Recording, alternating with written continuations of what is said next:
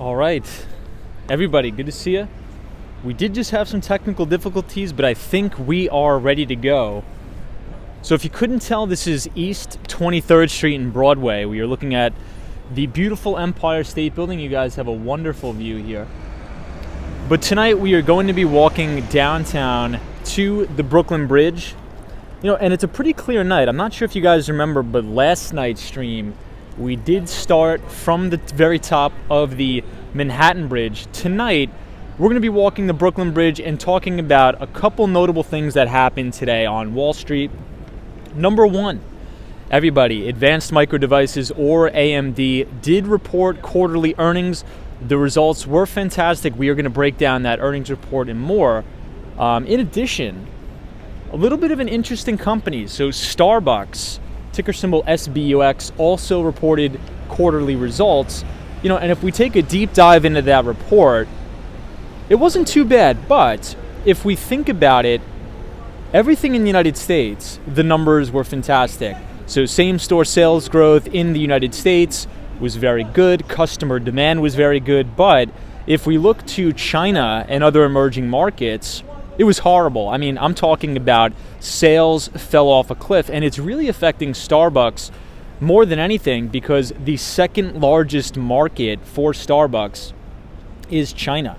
I mean, if we think about it, alone, I think same-store sales in China cratered 23%, and international business was down overall across the board, with same-store sales down about 8%. And that's mainly due to the Chinese lockdown. But in terms of China specifically, same-store sales were down about 23%.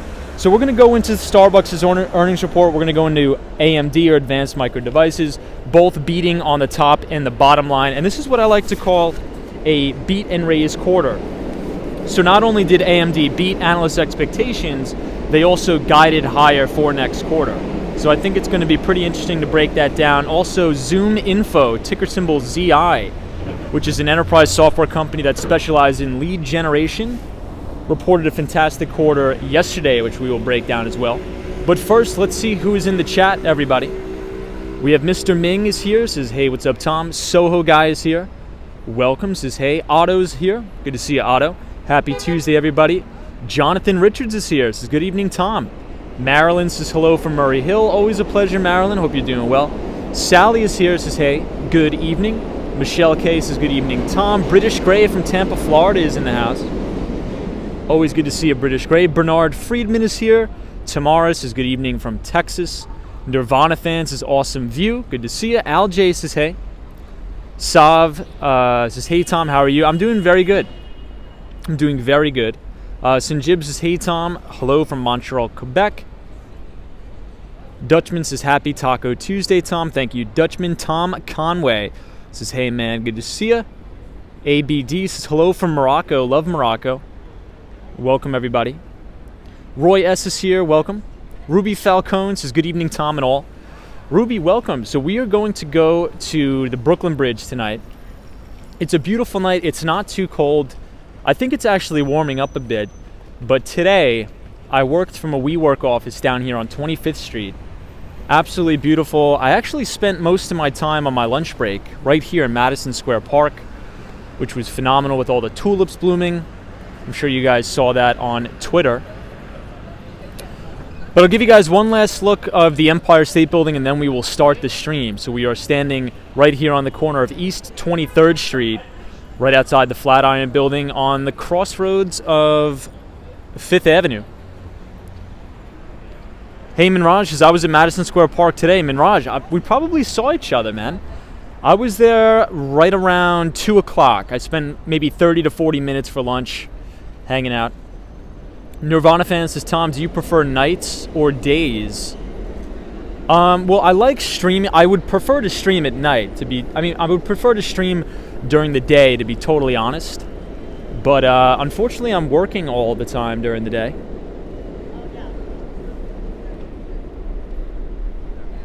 But what about you? Hey, Design Ideas says, good evening, Tom. Purple and blue for Police Memorial, Empire State, Tony and Grace. Good to see you. Oh, is it really that color for the Police Memorial? You sure? Well, I mean, regardless, the Empire State Building looks fantastic. Hey, Wendy England says, fantastic, I am back. Yeah, so Wendy, I apologize for that. Sometimes the Nightbot will ban people automatically without consenting with me. So if anybody is banned and you're watching the stream and you can't comment, please send me an email at Walks on Wall Street and we will figure it out. But for those of you who are just joining, tonight's stream is going to be covering three main stocks that reported earnings today, well, one of which reported earnings yesterday. Number one is AMD, Advanced Micro Devices. They blew out their number, beating on both the top and the bottom line in terms of EPS and revenue. And they actually guided higher than analyst expectations as well. So forward guidance was really good out of AMD. They had really, really strong performance out of their cloud division as well, selling semiconductors. So we're gonna break into that a little bit today. But I think the most interesting thing, and what I've been noticing is a trend in this earnings season, is that the United States has really been a bright spot across the globe. And the reason why I say that is because there was something very telling in today's earnings report from Starbucks, ticker symbol SBUX. So same-store sales growth actually grew or increased significantly in the United States. But in China, and not just China, but in other emerging markets as well, in their international markets, they fell off a cliff. I mean, things really, really got hammered. And it's going to be very, very difficult for China to grow at the rates that they project if their citizens are on lockdown and house arrest due to the COVID situation going on there. You know, President Xi came out with a little bit of a mandate, essentially, saying that he mandates that China grow faster than the United States, which, in full transparency, I'm trying not to be biased here, but I think they could do it. I really, really do think that China could do it, but just based upon the size of the population and the overall economy in general. But I mean, if they continue these egregious COVID policies of locking people down, I don't see how they're going to do that, because if you think about it, and this is right from Starbucks' earnings report today, it says international business with same-store sales down 8%. That's just international business, including China. But if we isolate China from the report, it says Chinese same-store sales at Starbucks was down 23%. And this is really affecting Starbucks' bottom line, because China is Starbucks' second largest market. But if we look at bright spots across the United States, if we think about the loyalty program at Starbucks, and we often talk about this because the former CEO of Starbucks, Kevin Johnson, he's actually a tech executive from Microsoft. He came on board to really help build out that loyalty program with the mobile order and pay. That program grew 17% to 26.7 million customers, or 26.7, let's just round it up to 27 million Starbucks customers are now part of that loyalty program. So it seems like everything positive coming out of major companies' earnings reports are really happening in the United States. I'm not trying to say that to be biased, that's just what the data is telling us. Emerging markets are having a really, really tough time, especially China. And I think that you could probably correlate that with the very, very harsh COVID policies. But I'd love to know your thoughts on that. Hey, Freddie says, hey, Tom, greetings from Uruguay. Good to see everybody from Uruguay. Hey, Roy S. says, hey, Tom, I agree. The zero COVID policy is not sustainable and will hurt themselves in the long run. I agree with you, Roy. Gary Ting says, Starbucks loyalty program is a great cash cow. Yeah, Gary, I agree with you, because one of the, as I was sifting through the report today, one of the things that stood out, and piggybacking off of your comment that it's a cash cow, users who order via the app or the Starbucks application, I'm not sure if, I'm going to just go out on a limb and say probably about 50 to 60% of the people watching the stream has ordered something off of the Starbucks app before. But the data shows it tends to make the customers a little bit sticky to the business. That's what the data shows. So let's say if I order, an iced coffee or a cold brew with half and half every single morning, Starbucks is collecting all of my data about how I order, It's picking up my habits in relation to, what type of pastries I order, or you get the picture. And from then, it could sort of run targeted advertisements or send me push notifications on my phone for deals and discounts. And that's really done wonders to drive revenue at Starbucks. So I think you're right. Manuel Garcia says Starbucks makes a lot of money worldwide. Good to see you, Manuel Garcia. Sebastian says, hey, Tom. Juan is here. Good to see you, Juan. For the Love of God is joining us. Says hello. Hello to you, too. Wendy England says, not just that, Tom. China is sitting on a ton of ghost cities. So, Wendy, you're right, actually. I was watching an intriguing documentary, and I think I shared it with the chat, about how, essentially, a lot of the Chinese real estate development, what they've done over the years is quite literally build cities without any demand for them. Essentially, China is sort of taking the approach that if you build it, they will come. And I'm not so sure about that, but as of right now, there's hundreds of ghost cities across China, and many of them are getting demolished. And I'm not sure if you guys remember, and we actually wrote about this in the Behind the Street newsletter, we were talking about the Chinese commercial paper market and how I'm seeing some things that are quite unsettling. And I think that all ties into one another. But it's a good point. Hey, Ryan Royal is here. Says, hey, Tom, looks like another lovely night in New York. Good to see you, Ryan Royal. I see Lena Sandoval and Chris Beeman. Good to see you, Lena Sandoval and Chris Beeman from the one and only AZ, Arizona. Who else we have? RJ from Colorado says, hola, Tom, from Colorado. Good to see you. So everybody, thank you for joining the premiere tonight.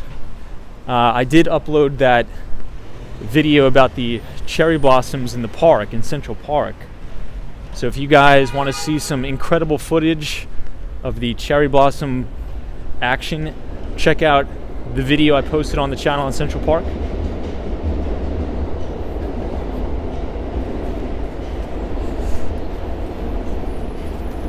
Hey, Helen is here. Says hello. Good to see you, Helen. Hey, fourth quarter. Says I'm here too. Good to see you, fourth quarter. Welcome. So fourth quarter, the two particular, or I should say three. The main three reports we're going to cover tonight on the stream: AMD, Advanced Micro Devices, Starbucks, ticker symbol SBUX, and also yesterday after the close, an enterprise software company, which I talk about all the time, ticker symbol ZI, Zoom Info. CEO is Henry Schuck. They have a fantastic product for salespeople at Zoom Info. And the business is generating a ton of free cash. They're growing so fast. And I'm not sure if anybody remembers here in the chat.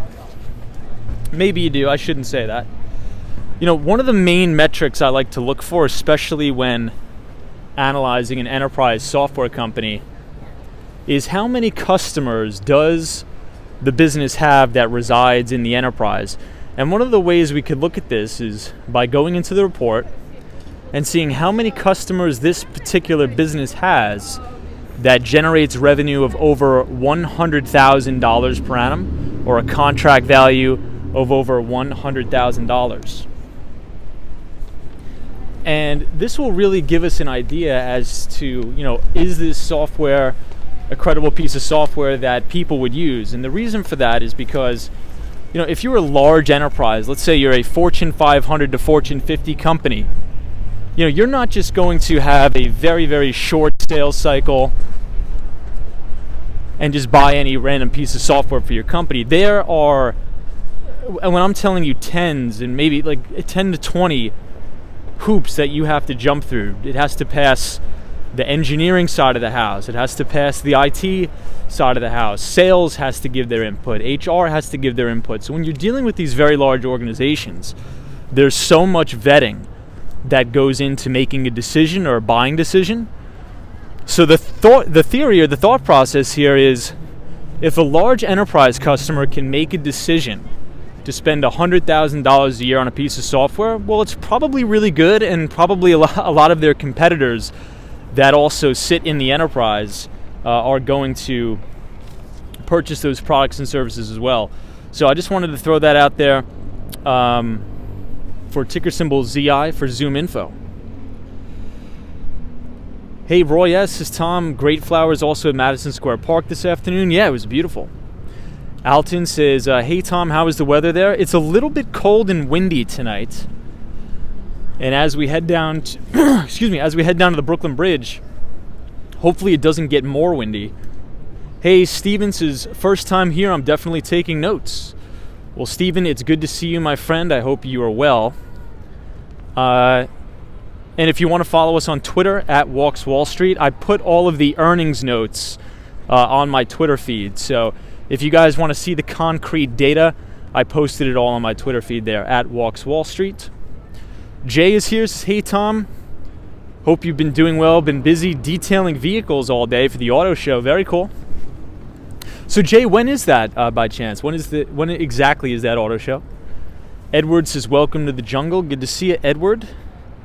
Hope you're well. So check this out, everybody. So Zoom Info now has 1,623 customers with a $100,000 or more contract value. And another thing I like about Zoom Info, and this isn't, to say I'm recommending to buy the stock or not. That's not what this is about. What it's about is to sort of give you guys the picture of how to analyze an earnings report, to look for the good, look for the bad, and the ugly. So that's probably the number one thing I look for is how many customers does a company have, especially talking about enterprise software, with a contract value of $100,000 or more, and how diversified is their client base. So for example, I'm not sure if you guys remember the company that was very, very popular stock during the 2020 COVID crash. Everybody was talking about Cloudflare, ticker symbol NET. Cloudflare is a very, very good business. High margins, high revenue growth, high sales, high EPS growth. But you really, really got to scrutinize that business, because if you sort of look under the hood of the company, the majority of its revenue comes from 2 or 3 companies, right? It comes from TikTok, ByteDance. So what happens if one of those companies decide to pull the contract, right? Well, your revenue can get cut in half. So you want to look for a business, right? And we're talking about enterprise software here. So you want to look for a business where it's not so reliant on one deal. Right? Because let's say something goes bad, which, bad things do happen. Let's say they don't like the product anymore. They decide to cancel the contract. You don't want all of that to be so reliant on one specific deal. So Zoom Info has 1,623 customers that are growing at a contract value over $100,000 per year. Isoflora says, good evening, good to see you. Jancy is here, says, hello, Tom. Great stream as always. Hello from Pennsylvania. Well, it's good to see you. We are now at 14th Street, but we're going to be making the long trek to the Brooklyn Bridge. So hold on to your hats for that. It should take us about 40 minutes, I think, to get down there. Should probably take us about 40 minutes. Bernard Friedman, good to see you, my friend. Hopefully you are well, from Fort Lauderdale. Jay says, did Cleveland and Detroit last 2 months? Oh, for the car show? Nice. Hey, Timelapse says, see that Whole Foods? I saw a homeless man double dipping and sampling food there. Well, that's my God. That's not good. Definitely bearish on that. Iris says, good evening, Tom, and good evening, everybody. Thank you for the kind words. Jay says, hey, Tom, from Las Vegas. You know what? Speaking of Las Vegas, I'm going to be there very soon. I'm not sure when, but I will be there soon, I promise. But if you guys look straight ahead, you'll see the brand new, well, not brand new, I shouldn't say, but the beautiful One World Trade Center. Wendy England says, I think Starbucks suffers from previous overexpansion as well as limited inventory sales. So, Wendy, talking about overexpansion, I think this quarter alone, Starbucks added about 320 additional stores. which I think is actually on the low side for them, to be honest. You know, one of the biggest bull thesis for Starbucks back in the day, I'm not sure if you guys remember this, in like 2013 to 2016, was their penetration into, you know, the Chinese market. And I really, really think, and I used to be a huge China bull, and I think that China could easily become the number one world superpower with ease, without even trying, if they had a free market capitalistic society like we do here in the United States. And I think China is actually starting to realize this, because if we think about what happened on Friday, you know, think about what happened on Friday with all of these very large Chinese tech companies like Alibaba, JD. They're starting to see a lot of the regulatory scrutiny lifted up a little bit. So I'm not sure if you guys remember, in 2020, there was a lot of unbelievable businesses that came out of China, which were education businesses, like a lot of the tutoring businesses. And these stocks were generating a ton of free cash, had great earnings growth, had great sales growth. But all of a sudden, the Chinese government comes along and says, no, you can't profit from education. The government takes over these companies, and quite literally, these companies went to zero overnight. So I think China is starting to realize that they're their own worst enemy, because there's unbelievable entrepreneurs. There's unbelievable mental capital in China. You just need to let it loose, right? Money will always flow to the path of least resistance. And right now, there is a ton of resistance from the CCP in China. But I'd love to know your thoughts on that, everybody. I'd love to know your thoughts on that. Soho guy says Tom, China isn't realizing anything. Yeah, I mean, maybe I'm being a little bit too optimistic, Soho, to your point, but check that out, everybody. In the distance, you see the beautiful One World Trade Center.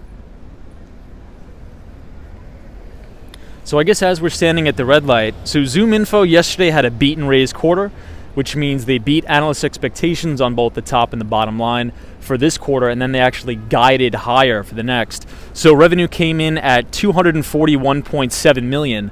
That was up 58% year over year. Operating income came in at about $32.4 million, and adjusted operating income came at almost $100 million, but not quite, $95.7 million. Operating margins were fantastic at 13%, and adjusted operating margins were even better at 39%. So really good margins, very profitable business. One thing I didn't like about the report, Zoom Info is spending a lot of money right now, but obviously they are in growth phase.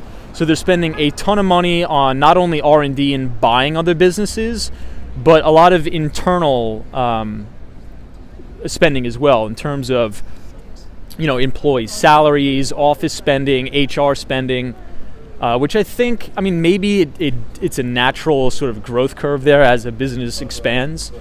But it's encouraging because, you know, now they're doing $241 million a quarter. I remember when this company was doing less than $100 million a quarter, pre-IPO. Time-lapse says that's a great channel on YouTube, China Uncensored, and it covers all the dirt about China. Wow, Time-lapse. I'm not sure if you are in the Discord, but I would love for you to put that YouTube channel in the Discord. I'd love to check that out. Ramsey is here, says hello and what is up? Good to see you, Ramsey. What's up? Not too much. We're just going to be walking to the Brooklyn Bridge. Should take us about 40 minutes. We'll try to be right on time.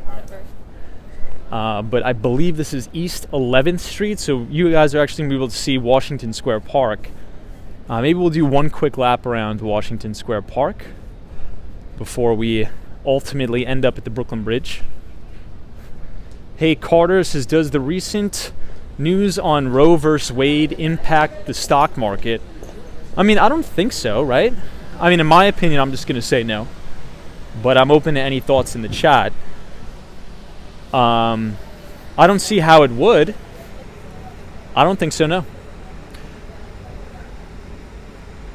Hey, Jerry says U.S. has gone through the overregulation phase. Yeah, but I mean, there's a difference between overregulation and outright taking over companies and requiring a governmental stake within these companies. Right. I mean, just look at the American depository receipts or the ADRs of some of these China companies. Right. Pull up a chart of Alibaba or JD. Right. I mean, these things have gotten crushed. They've given up almost all of their gains on the year, and some of them are trading well below their offer price. But we are hearing, last week there was a lot of reports out of China saying that the CCP is thinking about lifting some of the restraints and regulations and rules on a lot of these Chinese businesses. And one of the main ones, which I thought was kind of crazy, is that China is trying to limit the amount of hours that kids can, use devices and things like that. Which, I mean, I guess I understand the premise of it, but I don't think you should be able to have a government tell you how much time you can and can't spend on your phone. I think that's a little bit crazy. I don't think that would ever fly in the United States. But if we think about what these businesses need to generate additional revenue, it's users. And if you're a government and you're telling your citizens to limit usage, or you can only use the phone, 3 hours a day, it's a really big problem. And I think that's too much overreach. But supposedly they are going to can that idea, allegedly. Hey, Ron Metro TV is here. This is Ruby. Hey, good to see you. Hope you're well. NMB 045 is here. Love to see you. This is Tom. I think China actually wants to progress slowly towards a superpower because China thinks 50 years ahead. They are looking for long-term quality, so they're not in a hurry to open their markets. That could be true, but here's the only thing. It's not like in the first industrial revolution where I'm trying to figure out how I can explain my words here without getting hit by this taxi. I think the best way to put that into words is we are living in an exponential age, I think, where you can't afford to wait 50 years. I mean, just try to think back to the year 2000 and think about the technological change from the year 2000 until now. I mean, just one very small, minute example. It would be impossible to do a live stream like this in the year 2000. Quite literally impossible, because we didn't have 4G networks, right? We didn't have data connections. So something like this would just be impossible. I think this was really only made really possible in 2012, 2013, as weird as that may sound. So I don't think it's possible to wait 50 years for innovation, because what's going to happen is capital creation is not going to happen in China, right? Even though a lot of big money managers on Wall Street, private equity, venture capital, they're pouring a lot of money into China still because they just see the population growth, right? I mean, even if China doesn't really innovate, just their population growth alone will probably overtake the GDP of the United States in a couple of years. But I think if we're talking about pure play innovation, if I am a college student at MIT or at Harvard or Yale or Princeton or any of the top schools in Canada, Waterloo, am I going to say, yeah, I want to go to Beijing or Shanghai to start my business? Probably not. I mean, that's just my opinion, but I want to know what your thoughts are, because at the end of the day, in order to grow a sustainable economy, you need job creation, you need capital markets to help these entrepreneurs raise money, right, in the equity capital markets. And I don't think that entrepreneurs are going to say, yeah, I think that Beijing and Shanghai is a really good, attractive place to start my business when I can't even get out of my house right now. I would rather, if I was a young entrepreneur, I would go to a place like New York City or Miami or Toronto, Canada, very business-friendly places in comparison to the rest of the world. But I think it's a good thought. Rob DeCaro. Oh, wow. A lot of crazy weather in Ohio, you're saying. Yikes. Hey, Santo is here. Says, good evening, Tom and everybody. What's up, Santo? Welcome. Ryan Royal says, that's so true. Things change so quickly. You blink and things have changed in the last 2 years. It's true. Hey, Exploration says, but we had AOL. I know. Hilarious. You know, I don't think I'm old enough to really remember dial-up internet. Does anybody here remember dial-up internet? I don't think I've ever used it. Because I think my generation missed that sort of period, but yeah, I don't think I really remember that, honestly.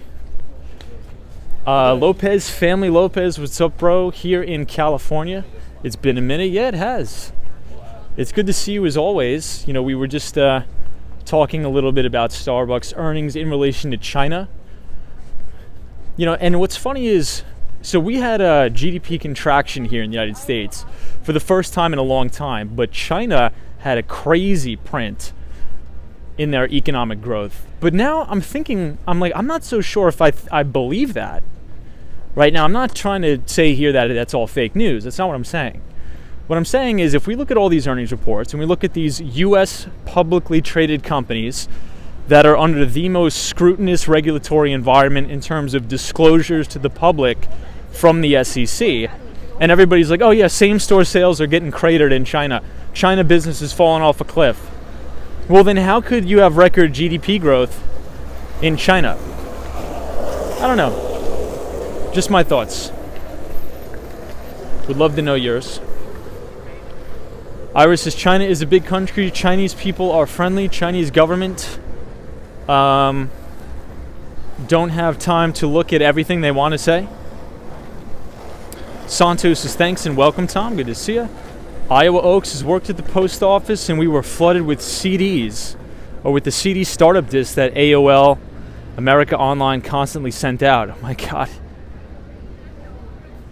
Ashwin says, I think China will self-implode just like Japan in the 90s. Also, most Chinese numbers are fake. Yeah, so Ashwin, I think a lot of people learned that the hard way with that initial public offering, Luckin Coffee. Does anybody remember that? I think the ticker symbol was LK. So this was a very, very, well, I mean, it wasn't, but they were reporting fraudulent numbers in their earnings and their sales.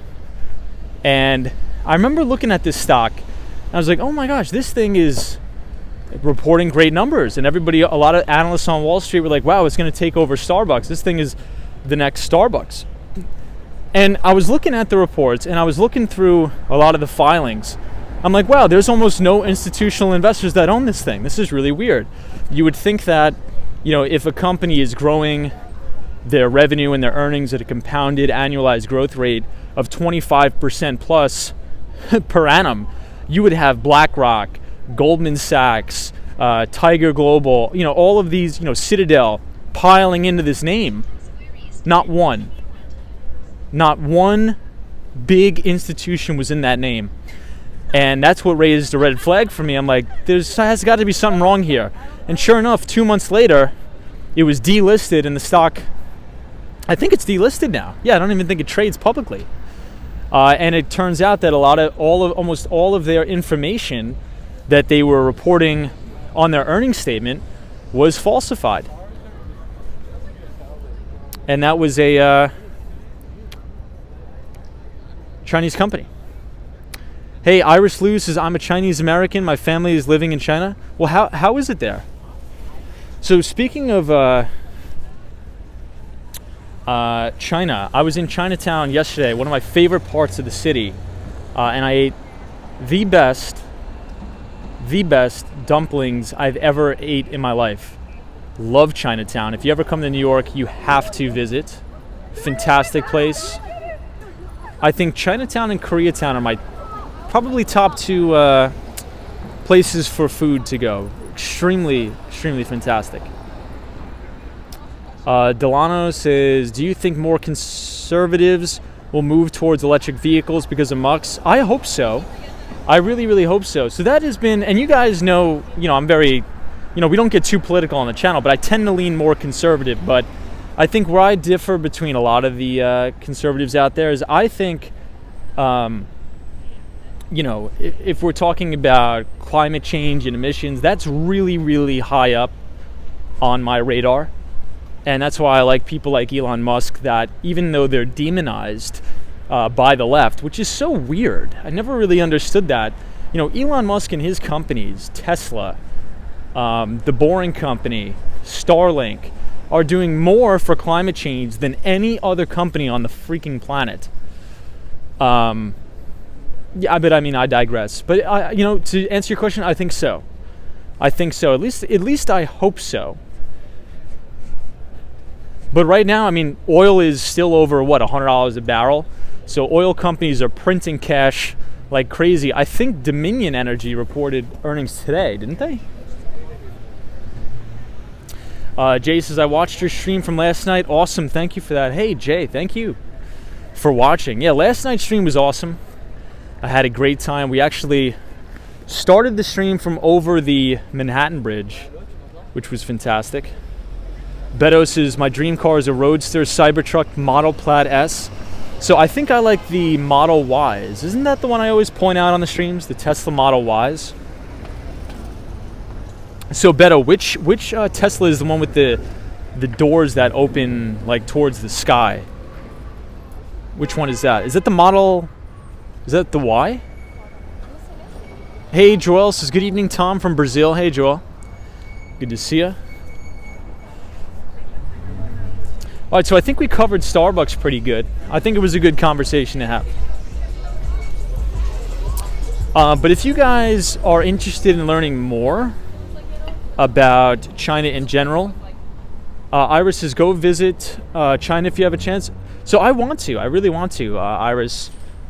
I actually wrote a bull thesis on Starbucks back in 2014. I'm going to have to put it in the Discord for you guys because I really believed in Howard Schultz's vision of expanding into mainland China. And a lot of analysts and a lot of people were like, no, it's never going to work because the Chinese don't like coffee. And I was like, you guys don't understand.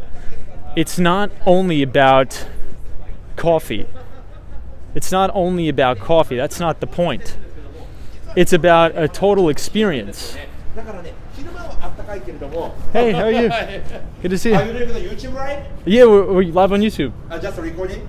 No, live. We do a live show. It's called... me too. Oh, cool. What's your channel name? Tackle New York TV. Oh, nice. So we're Walks in Wall Street. So we cover like a lot of the earnings reports that come out, and we just walk around the city and talk about finance and stuff. Yeah. Good. But dude, it's good to meet you, man. Yeah, good to meet you. Hey, awesome. We'll see you around. See you around. Take it easy. Have a good night. You too.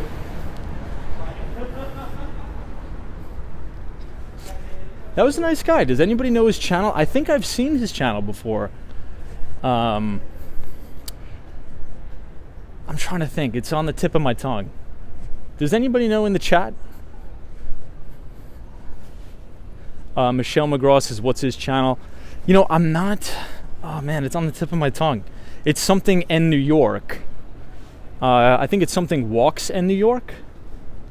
But very nice guy. That was very cool.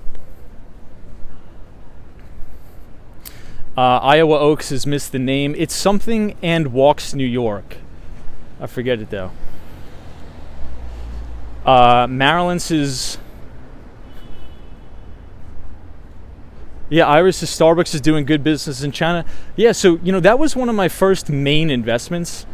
Iris was Starbucks on the basis of the thesis that I built was that the China business is going to be fantastic. And it was. It was growing double digits. I'm going to have to find that article that I wrote. But, you just have a lot of those political headwinds there, which is unfortunate because if you look at, just look at the sheer population growth in China. But one of the main reasons why I got so interested in China specifically during my years in college was because I was studying a person by the name of Kai-Fu Lee. And Kai-Fu Lee is a Chinese American such a brilliant guy. I mean, if you ever want to learn about artificial intelligence, machine learning, big data, you got to read this book, AI Superpowers by Kai-Fu Lee. And Kai-Fu Lee was actually the former president of Google China during the tech and telecom bust. And he has since retired. Let's just say he's semi-retired. He's not actually retired, but he resides in California, and he has his own venture capital firm called Sinovation Ventures, which only exclusively invests in Chinese artificial intelligence, machine learning startups. And this guy is a wealth of knowledge. Go check out, I think probably some of the moderators could put a lot of the video links. I think I programmed them into the Nightbot, but if you want to read a really good book and learn a little bit more about big data, machine learning, artificial intelligence, that's a fantastic book. AI Superpowers by Kai-Fu Lee. Carter says, can you spell his name? It's Kai space Fu space Lee. And the book is called AI Superpowers.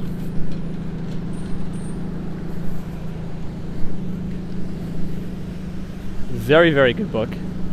So now that we're stuck at the light, I guess I'll give you guys a quick view.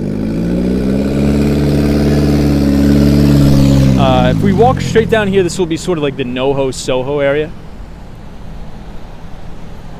Wendy England, it's good to see you. Welcome. Hey, Ann Mara, good to see you. Hey, Nick says, hey from New Zealand, and I love New York. What's up, Nick? Always good to see you.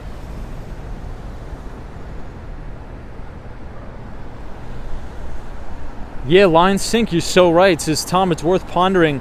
This stream may not exist without China. That's where the iPhones are made and much of the equipment being used by the viewers, not to mention masses of internet structure. Just a thought. No, you're 100% right.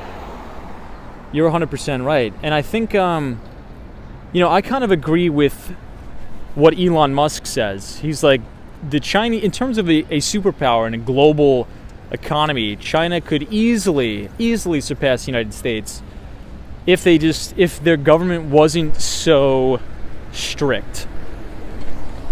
If it had the same sort of system or setup as the United States, more along the lines of free markets and individual freedoms and property rights and things like that, I think it would be all systems go. And I think that's why we've been seeing, Bridgewater Associates. You could think about Ray Dalio investing billions of dollars in China. Larry Fink investing billions of dollars. But check out this art gallery here. This is one of my favorite art galleries. There was a very good piece here with all newspapers, and you guys know me with my newspapers. It was right here, and the only reason why I didn't buy it is because it didn't have Investors Business Daily on it. It does have Barron's, but it's missing my favorite one.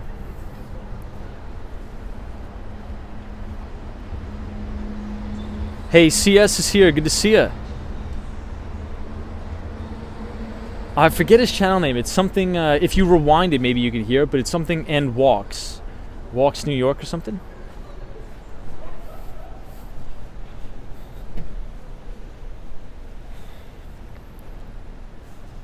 So just going back to Zoom Info for a little bit, and then we're going to dig into AMD or Advanced Micro Devices.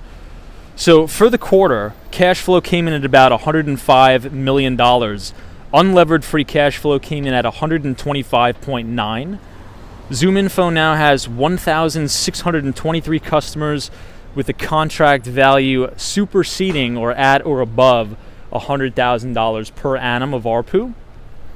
International revenue is up 80%, and Zoom Info actually just opened up their first office ever in India. So they're actually expanding into the Indian market, which is phenomenal. I have a lot of respect for Henry Schuck. I think the Zoom Info product is fantastic. I've been using Zoom Info personally as an enterprise software salesperson for probably over 7 years now, and it's probably a direct result of my ability to exceed quota. ZoomInfo is a fantastic product. So revenue came in at $241.7 million. That is a growth rate of 58% year over year. And adjusted operating margins are 39%, so pretty good gross margins there.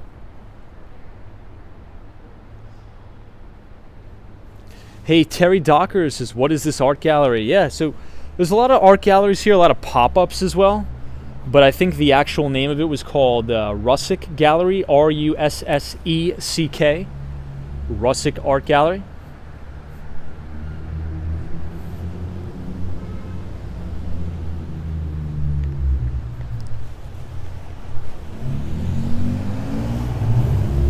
So I think this is a store only for pregnant women. Very cool, very unique type markets. You know, I was listening to a really good podcast about starting extremely niche specific businesses. And I think this is a very, very niche specific business. And one of the things the podcast said is that if you go into a business that addresses a very niche subsegment of the population, you're probably going to do really good because your competition is not going to be that, let's just say, that vast, right? If you think about Amazon, they sell everything. But if you can get really, really good at one thing, people will know you. Oh, yeah, that's the brand that makes only pregnancy clothes, right? And you could corner that market and really do really well. So I thought it was interesting. So I think just made me... it reminded me of that a little bit. We have some space for lease here.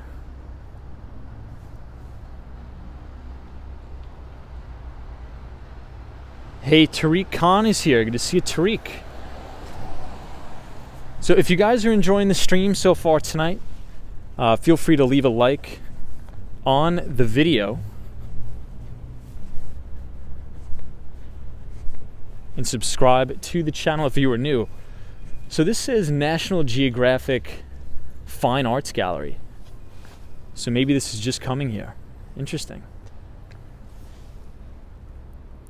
Hey, Steven says there was an importer that did something like that. He found a product that didn't exist and then he started importing it. Very cool.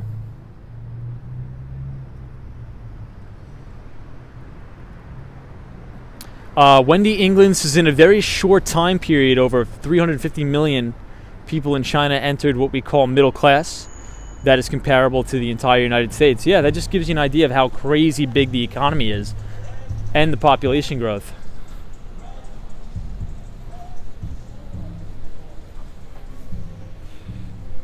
So this is the Chobani Store. It's actually the yogurt company. I never knew that this was here. It's right on the corner of Prince Street, though. Very cool. Maybe one day we'll have to go in here. Hey, MBA Elias says, hello, Tom. Hope you had a good day. We did. So MBA Elias, thank you for joining. We actually, so we covered ZoomInfo. ZoomInfo had a beat and raise quarter, and we also covered Starbucks quarter as well. So Starbucks reported after the bell. And we were just talking about the contrast between same-store sales growth in the United States as opposed to China. So numbers were actually pretty good from Starbucks. Domestically, that is. International numbers, not so much.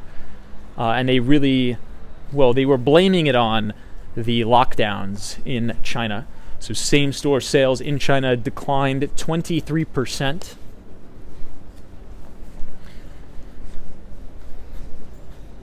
Lopez, Family Lopez, is what was your first small investment? I think it was Starbucks. I think that was one of the first real stocks that I bought of any real size. Wow, check this out. Another vacant storefront. But AMD had a fantastic quarter. And so these are the quarters I like to call beat and raise. So a lot of the times, well, all the time, analysts on Wall Street will give projections or predictions about how a company is going to perform, and then they will give a forecast projection or prediction for the quarter in advance. So not only did AMD beat on both the top and the bottom line in terms of top line revenue growth and bottom line EPS growth, they also guided higher for next quarter. So EPS, or earnings per share, came in at $1.13. The majority of analysts on Wall Street were expecting 91 cents of EPS. So just to put this into perspective, that is 117% year-over-year EPS growth. I mean, that is thunder EPS growth. Revenue came in at about $5.89 billion. Analysts on Wall Street were expecting $5.52 billion. Revenue was up 71% year over year. Now, here's something we do have to take into consideration. Could anybody guess? Could anybody guess? You guys are right. Too smart. AMD just bought Xilinx. So anytime a company buys another company, we have to take into consideration, okay, how much would you have grown without the acquisition? Because sometimes companies will just buy other companies, like, oh, look at how fast our revenue growth is. Well, that's not because you're growing, it's just because you're buying other companies.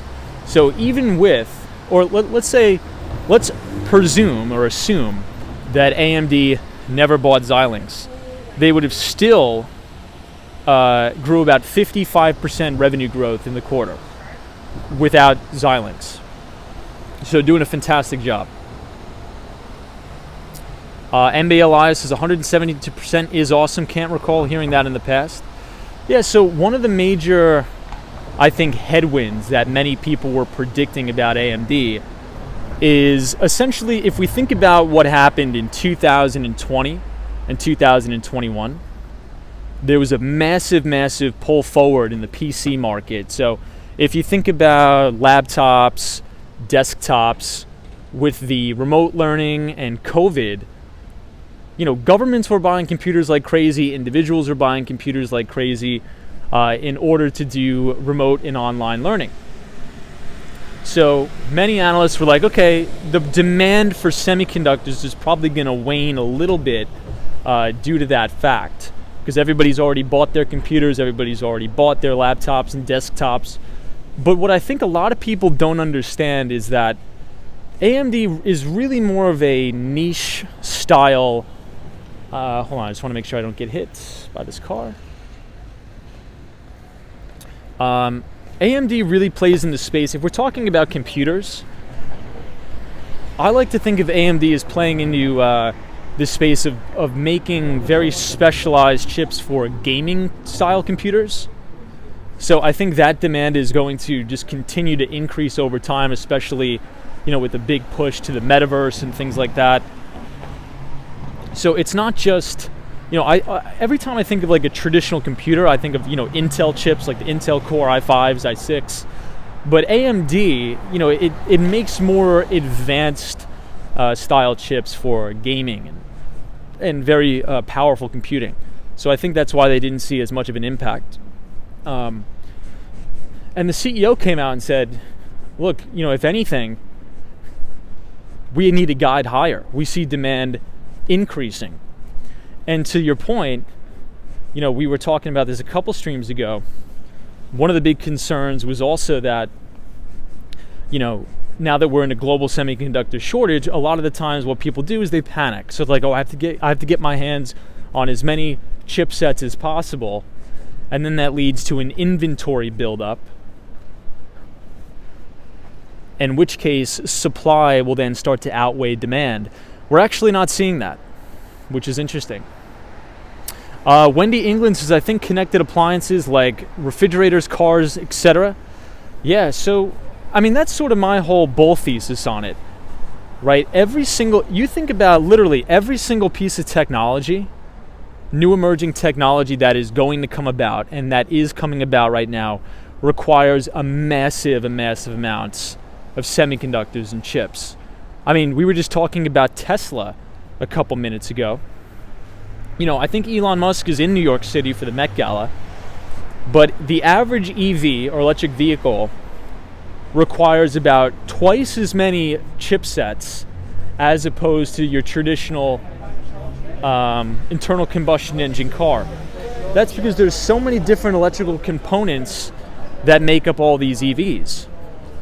And I remember when Polaris came out with a big statement over the holidays that any of their ATVs, their snowmobiles, any of those, like, I guess you could call them power sports vehicles, they're shipping them without the internal dashboards, right? Because they're all specialized electronic dashboards. So you could buy a Polaris snowmobile, you could buy an ATV, but if you wanted to get them for the holidays, you would get them without any of the electronics, and the electronics were on back order. That's how crazy that global semiconductor shortage was. And I think as you see more connected devices, the build out of a true sustainable 5G network, the adoption of edge computing and additional adoption of cloud computing, the demand for semiconductors is going to continue, and that's why I'm bullish very long term on the space.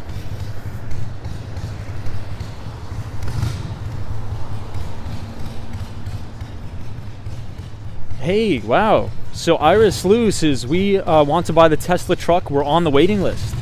That is cool. So you're talking about the Cybertruck, right? Yeah, I'll give you guys a view over here so you can see across the street. Hey, MBA Elias says, AMD also said it repurchased $1.9 billion worth of stock. Better to use that for the capitalization. AMD also paid $53 billion for Xilinx. Yeah, and I mean, MBA Elias, I didn't even think that they would approve that acquisition. Because if you remember correctly, the ARM acquisition fell through. And ARM is a chip company based out of the UK, I believe, and SoftBank owns ARM. I was actually going to do some work for them. Wound up, that didn't happen, thankfully. But yeah, they had almost repurchased $1.6 billion worth of stock. So, I mean, we saw the same thing with Apple. I mean, Apple reported blowout earnings.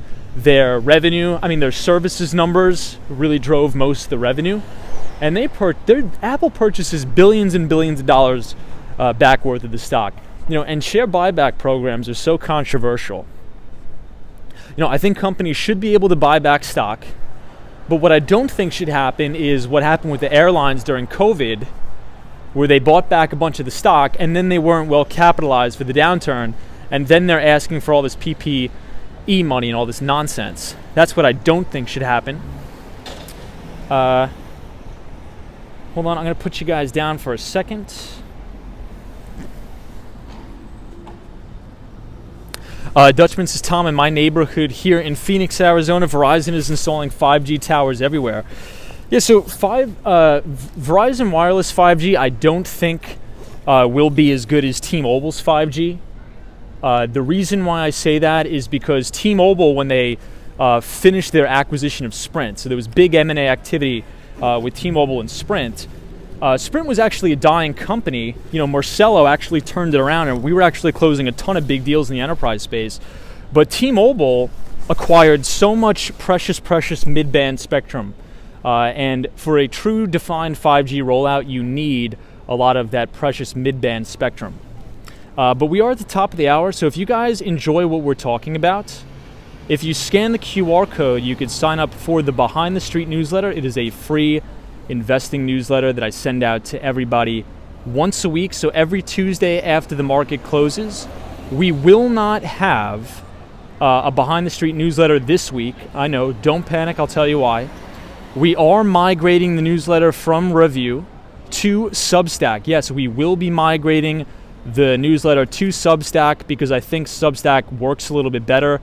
The quality is a little bit better. I've been uploading a lot of photos and infographics that they don't come out as high as resolution on Review. So if you scan the QR code, punch in your email, and I will send you a free investing newsletter every single Tuesday where we talk about not only U.S. equities markets, but also emerging markets, cryptocurrencies, fixed income. We got you covered. Join us over at Behind the Street. Scan the QR code, punch in your email, and we will continue on our walk. But join us over there. But again, there will be no Behind the Street newsletter this week because we are I'm in the process of migrating the newsletter over from Review to Substack. So I just wanted to give you guys a quick update on that. Tariq says, Tom, T-Mobile is always and has been lies via marketing. says Tariq. Khan says, hi, I'm panicking. Jay says, I'm still on 4G, don't care about 5G. Yeah, I think if you're still on 4G, I would stay on it because you're only really going to get a true defined 5G connection in very, very small portions across major cities. So I think right now, until we have a real true defined 5G build out, you're probably better off just using 4G LTE, to be honest. But let's continue on our walk because we do have to make time here, everybody. We got to go all the way to the Brooklyn Bridge. No, you won't. I don't believe you. You're right. Don't fall away. Hey, Sup XRP says greetings from El Salvador. Good to see you. We'll say hi to Max Kaiser for us. I know Max Kaiser is over there.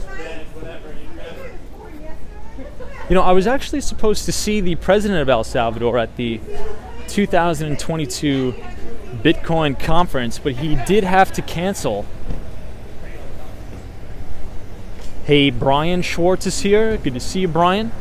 Jamie Masadi, good to see you. Says, hey, Tom, my city has 5G. Good to see you.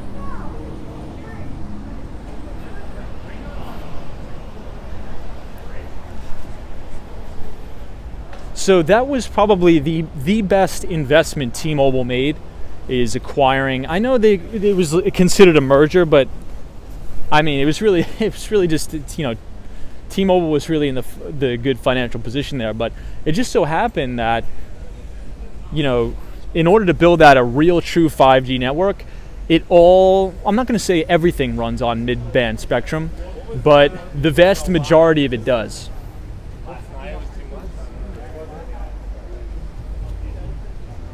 And going back to, you know, talking about AMD for a minute, let's think about all of the things that are all the new technologies that are going to be coming out that are going to require chips. We did a complete stream of augmented reality versus virtual reality. That's all going to require immense amounts of edge computing and semiconductors. We talked a little bit about EVs. That's all going to require semiconductors. We talked about gaming, video games, and the PS5. You know, all AMD chips are used in the PS5. We got to think about that too. NMB045 says, once we find our piece in chip production, I think prices of every electronic device will fall. So I think so too. I mean, technology in and of itself is quite deflationary, right? Wouldn't you say? You know, I think technology in and of itself is rather deflationary in nature.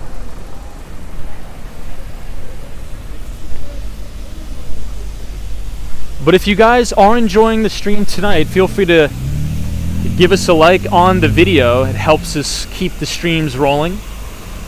And subscribe to the channel for more New York City financial walking live streams, as well as Miami.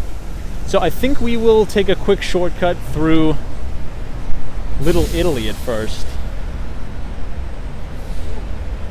I know we were there last night, but I think it'll be better to go this way and around. Maybe give you guys a little bit better view. Hey, Mary Kay, good to see you. Hope you're well. So this Planet Fitness, actually, never mind. Triple G says, Tom, AMD also has yet to cement a deal with Meta Facebook for their metaverse applications. Yeah, so isn't Mark Zuckerberg making a big push into their augmented reality glasses, right? Or headset? Or VR, excuse me, virtual reality. So Meta is making a big bet on virtual reality. I think that augmented reality is probably the better way to go about. But that's just my opinion. But we'll ask the chat, might as well. So what do you guys think? What do you think is more useful and more realistic? Virtual reality or augmented reality? Let us know.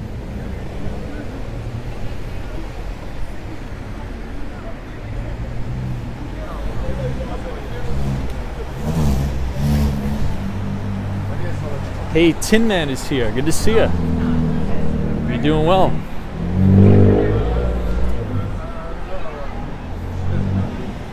Yeah, Roy, it's like the real reality. Well, technically, these streams, I guess you can consider them I almost consider live streaming like the first leg into the metaverse, right? Or Web3. Because I think there'll come a time where, you guys at home could quite literally throw on glasses, be a virtual reality or augmented reality where it will project the stream in your frame of reference or your field of view, and it'll almost be like you guys are walking with me, right? Maybe we'll have like a 360 camera. You could see the top, the bottom, the sides, and it'll almost be like you're walking with me, and maybe it'll be like an exercise channel. I think there's so much opportunity in the metaverse, and I think just live streaming is one application. Wendy England says it would be like walking right beside you. Yeah, agreed. So Exploration says contact lenses as well. I would use that because I wear contact lenses, and I would love that. Hey, Miguel Gonzalez says, hey, good to see you, Miguel. Hope you're well. Hey, Michelle McGraw, what's up? Michelle McGraw is our good moderator. Michelle, you saw those crazy pictures of the tulips today in Madison Square Park. They were unreal. So I took a break at I think it was about 2 o'clock. I was working out of a WeWork on 25th Street in Manhattan. And I took a stroll over to Madison Square Park, and it was gorgeous. So if anybody's visiting New York, go check out all of the tulips and flowers there. But now we are at Canal Street. So we're almost there, everybody. We're almost there. NMB045's Tom, augmented reality sounds like coffee diluted with water compared to real virtual reality. So I agree with you, but here's I think about it in terms of user adoption, right? Who is really going to put on an entire headset, right? Like, think about how clunky the virtual reality headsets are. But could you imagine like an AR? I'll wear glasses if I could have something, streamed within my line of sight. Maybe it's Google Maps application. Maybe it's real-time sports analytics and scores, or something like that. But I don't think I would ever, walk around with a virtual reality headset. I think just more user adoption and more user growth would be for augmented reality. But I don't know. I mean, I could be totally wrong on that. Maybe it's just a personal preference. But I feel like if I was ever going to wear something on my face, it wouldn't be a full thing over my head. I would just want to wear glasses. I think more people could get on board with that. And that's the view that Microsoft and Google is taking towards more augmented reality. And Meta Platforms, Mark Zuckerberg, our good friend, is taking the virtual reality approach. Yeah, JSB says G6 to follow. So check out this alley here.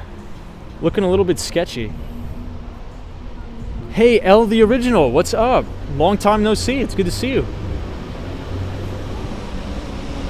Line Sync is here. It says a kind of glasses based heads-up display.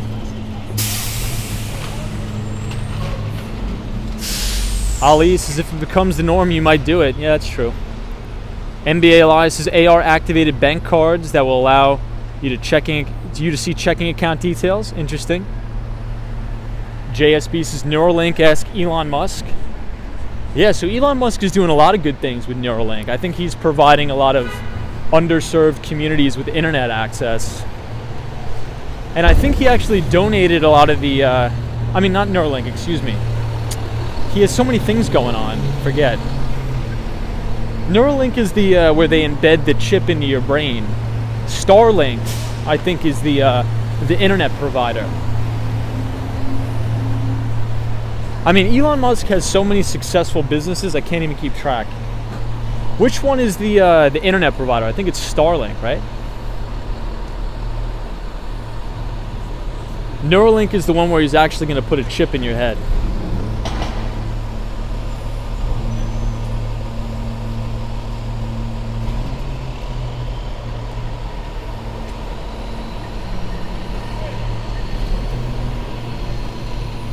Hey, Miguel Gonzalez, happy birthday, man.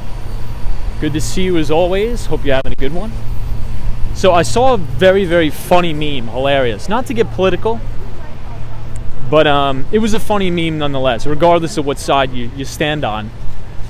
It was a meme on Twitter, and it said, it shows a picture of a vaccine and an angry person on the right that says, no way I'm taking that vaccine, that it's going to put a chip in my body. And then below it is a picture of Elon Musk, and Elon Musk is saying, we're literally going to put a chip in your body. And then the same guy on the other side is like, oh, cool, let's do it. I just thought it was so funny.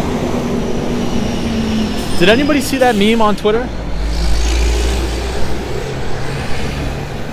Not to spark off a vaccination talk, that's not the point. I just thought it was funny.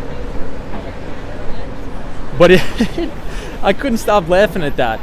It was a photo of a vaccine, and then the guy's like, no way I'm taking that stuff. They're going to put a chip in my body. And then picture Elon Musk, he's like, yeah, we're literally going to cut your brain open and put a chip in there. And he's like, dude, I'm on board, let's do it. Hilarious. Hey, Estelle is here. Good to see Estelle.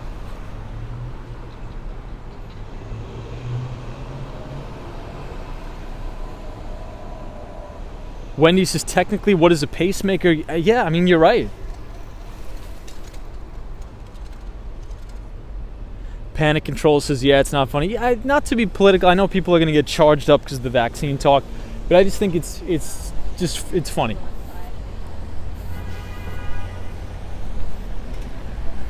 But yeah, we'll move on from that because the chat's going to turn into a firestorm of comments. Hey, NNZ045 says, Tom, how long did it take for 5G to be widespread, not just spotty in urban places? I mean, in the United States, I think it's going to take a lot.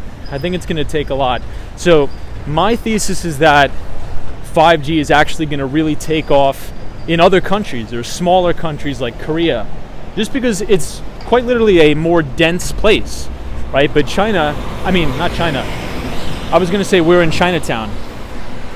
But in the United States, we have all those flyover states, right? We have so many flyover states where it's hard to get the infrastructure to. We're just a big country. We're a huge, huge country. So I think it's going to take some time, and it's going to take billions and billions of dollars too.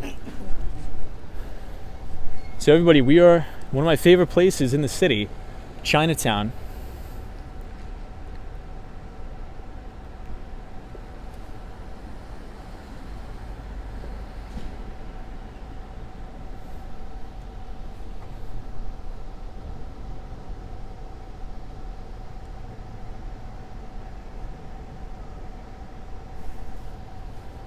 You know, it's almost like you're walking into a different world here. I think that's one of the things I like about New York so much is that, you know, it's almost like you're walking in China, and then in a couple blocks, it's like you're in Little Italy, and then you're in a different culture. It's just really amazing.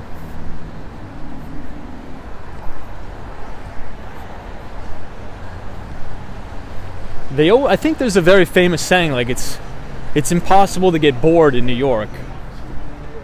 And I think that's true. I mean, we've been doing how many live streams? Probably almost 300 now. And I never get bored of walking around. So this is Mulberry Street and Canal Street, my friends. We are right in the heart of Chinatown.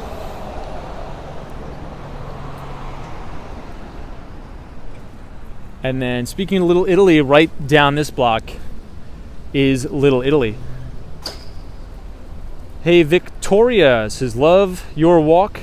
I just found your channel, already subscribed. Hello from Melbourne, Australia. Hey, well, thank you so much. Love Australia. Hopefully we'll be able to get the stream over to Australia one day. But thank you for being here. Thank you for subscribing. So we're actually walking towards the Manhattan Bridge. We were over there yesterday. We actually did a walk across the Manhattan Bridge. But tonight we're going to be going to the Brooklyn Bridge, and technically we're going the wrong way, but I wanted to show everybody Chinatown one last time. Hey, Cosmo is here. What's up, Cosmo? Scary. Good to see you. So Cosmo, if you're just joining, we covered 3 specific stocks that reported earnings yesterday. Zoom Info, ticker symbol ZI, reported a very, very good quarter, beat on both the top and the bottom line, guided higher for next quarter, and actually raised fiscal year guidance too. AMD we talked about, which reported a beat and raise quarter today, and also Starbucks, ticker symbol SBUX, reported after the bell today. You know, I think the main story about Starbucks was that same-store sales grew in the United States, but same-store sales fell off a cliff or cratered in China due to the unfortunate COVID lockdowns. But if you want to see one of my favorite spots, well, my new favorite spot, I'll take you guys past it. One of my favorite spots to eat.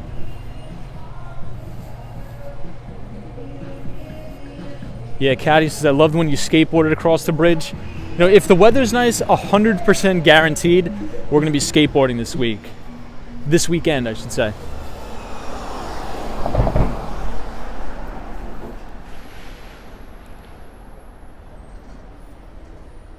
JBS is like, don't worry, plunge protection team will save the day. Yeah, well, you know, tomorrow we're going to hear from plunge protection team. We're going to hear from the Federal Reserve. Tomorrow is probably the most important day of the week on Wall Street. We are going to be hearing from Federal Reserve Chairman Jerome Powell, or Jay Powell. We're probably going to get an interest rate hike of probably about 50 to 75 basis points, but you know, what's more important than that is they're supposed to be providing us clarity about the unwinding of their nearly $8 trillion balance sheet, or the $8 trillion Fed balance sheet. So we are going to be all ears tomorrow, because tomorrow is Fed Day. But everybody, more importantly about Fed Day, more importantly about balance sheets or earnings, more importantly, let's talk about food, right? So this place, highly recommended. I went here for the first time yesterday, and I was extremely, extremely blown away. So if you're new to New York, and you want an official Walks in Wall Street recommendation, 69 Mott Street. This place is phenomenal, and it's actually quite affordable too. So if you're not looking to spend a lot of money, and if you're looking to have a really good meal, please come to this place. It's fantastic. The people are nice. 69 Mott Street. The new Shanghai restaurant, 456. Right here in the heart of Chinatown. And it's packed, and you can see why. I mean, it's fantastic, the food. Cosmos, Tom, have you ever been to Uncle Lou's in Chinatown? Hear good things about it. I have not. Where is that, Cosmos? Is that on Mott Street? You know, I have been to Joe Shanghai, and it's always packed at Joe Shanghai, but this place is better than Joe Shanghai, in my view, in my opinion.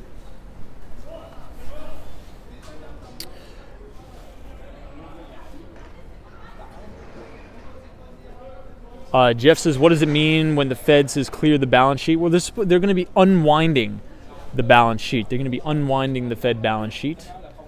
So essentially, in order to stimulate the economy, the Federal Reserve will buy mortgage-backed securities as well as U.S. Treasuries, and that'll actually put pressure on interest rates, right? So whenever I talk about, you know, an artificially suppressed interest rate environment, I'm really talking about an environment created by the Federal Reserve, right? Because in order to stimulate the economy, in order to inject liquidity into the economy, the Federal Reserve will get here and backstop it by being the liquidity provider, and also buy mortgage-backed securities and U.S. Treasuries. So if we understand that bonds and yields, or the price of bonds and yields, move inverse to one another, you know, if you have a 100% guaranteed bid in the market where, you know, the Federal Reserve will go in here and buy bonds, well, you know, where are interest rates going to go? They're going to go lower. So Now that inflation is running off the rails, we got about an 8.9% CPI print. The Federal Reserve is going to be forced to do something about it, and we're seeing that right now. They are raising interest rates. Tomorrow we're probably going to get about a 50 to 75 basis point rate hike, but the market, I think, is doing the majority of the work for the Fed for it. We've been seeing NASDAQ stocks get hammered. We've been seeing pretty much equities across the board have been getting smoked. And the reason for that is because in a higher interest rate environment, you have to adjust the discount rates. So if you're thinking about, building, let's say if you're an analyst and you're building a discounted cash flow model, right? You have to apply some sort of a discount rate to the value of those cash flows. So if you think about a big tech company or a very, very high beta growth tech stock, the vast majority of those earnings are not occurring right now. The vast majority of those earnings are going to occur in the future. So being that interest rates are on the rise, the future value of those earnings are now worth less today. So the market has to do a re-ration, thus the PE will compress. But if interest rates are near zero, the future value of that tech company's cash flows today is worth a lot more. So hopefully that makes sense. This is a very famous place right here, the Chinatown Ice Cream Factory. I've never been, but I want to go. Caddy, so San Francisco has good Chinese food. So isn't there one of the largest Chinatowns in San Francisco? But speaking of San Francisco, didn't some guy climb the Salesforce Tower today? Did I read that correctly? I think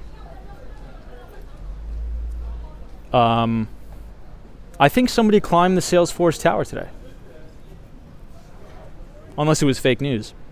Skylar Myers says, "Hi Tom, I really enjoy listening to you, especially for the fact that I lived in New York my whole life and still learn new things from your walks." Hey, thank you, Skylar. Appreciate that very much.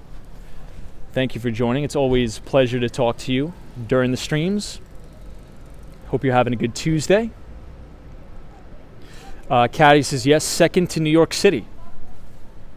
That definitely has to be on my bucket list. I got to make my way over to San Francisco because I really want to see the Salesforce Tower.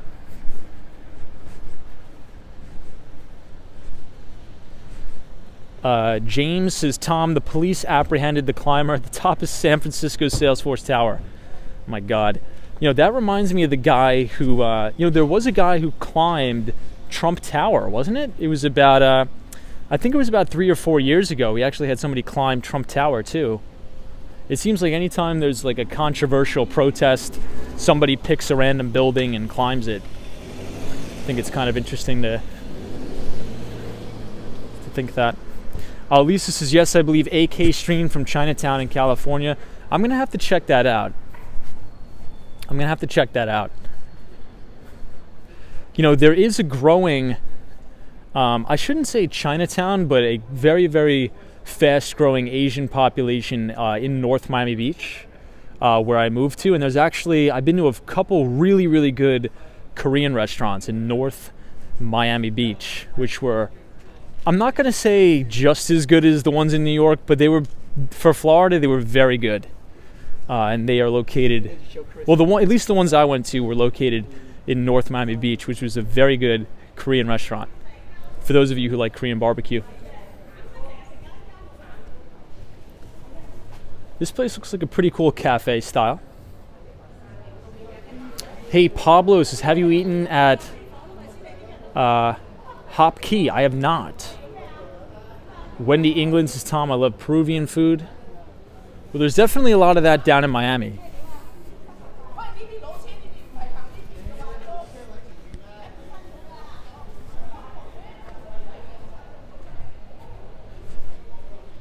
But if you guys enjoyed the financial topics and conversations on the stream, if you type !news, NEWS, in the chat, look for the link that the Nightbot is going to drop. I write a free investing newsletter covering equity markets, fixed income, cryptocurrencies. So if you want to stay connected with the stream, feel free to sign up for the free Behind the Street newsletter.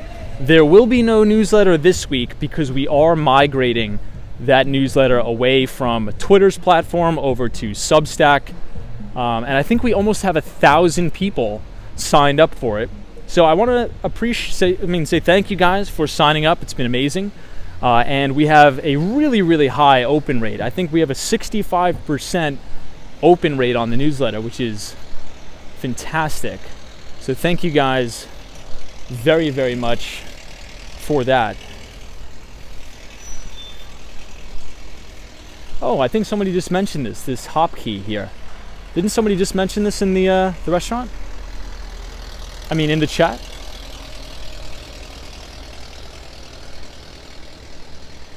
Hey, War Walker, good to see you.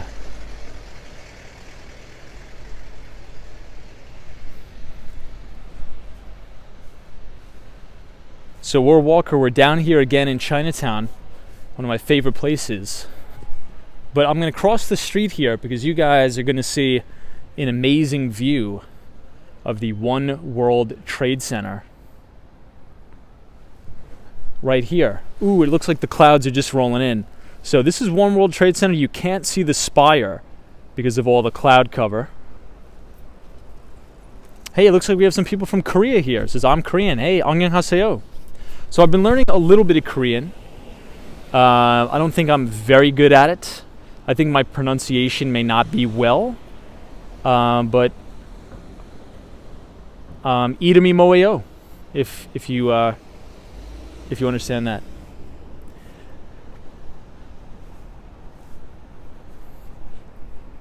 And thank you for joining the stream. 감사합니다. All right, everybody. But we've had enough fun in Chinatown. But we still have to make our way to the Brooklyn Bridge. Cosmo Scary says, Tom, do you watch any K-dramas? You know, I haven't. But supposedly that's actually a really good way to learn Korean. But I do not have, I haven't watched the K-dramas. Hey, Jane Lee says, hello, Tom, I'm upstairs, Peking Duck House Restaurant. Oh, that's so cool. Well, thank you for watching. Is Peking Duck House Restaurant the one that is closed? Isn't that the most famous one that is unfortunately closed, but it will be opening June 8th? I think it's going to be open June 8th or June 18th, I think. But thank you, all of our local viewers right here in Chinatown.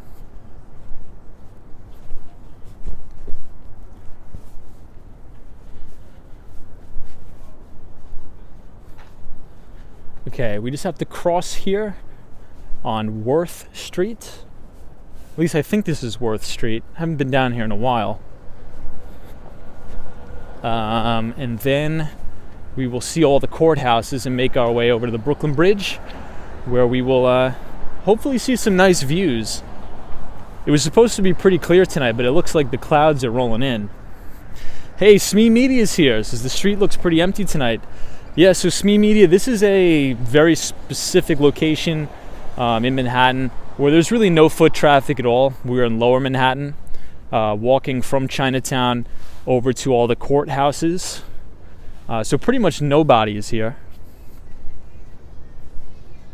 It says, we are the #1 country in Asia, Korea. Awesome, love that. You know, I've always wanted to visit Seoul.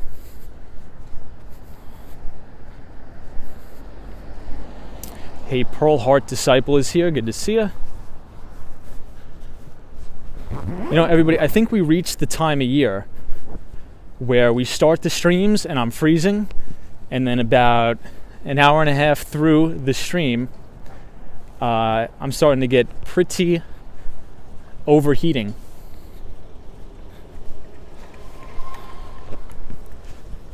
I think we've reached that time of year where you wake up, it's cold, and then during the day it's hot. Hey, Prince Ice says, recently I see a lot of Korean viewers. Yeah, well, I think the time zone right now, what time is it here in the United States? If it's like 9:30 in the United States PM, That means it's like 10:30 a.m. in Korea.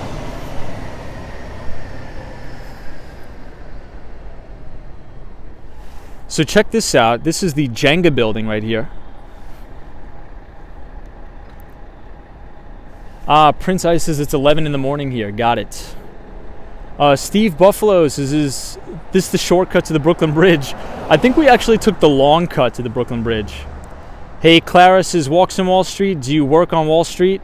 Which is why the name is Walks on Wall Street. No, so I actually work in enterprise tech sales.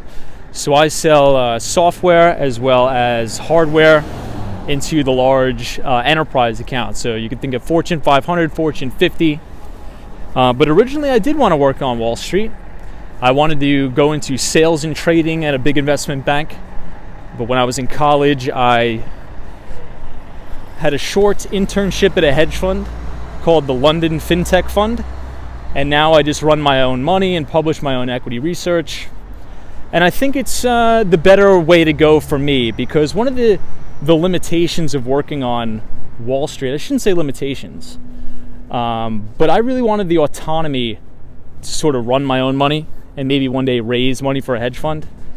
And you do have restrictions and things like that in terms of trading your personal account when you work for the major investment bank. And also, I think tech is the future, and I think a lot of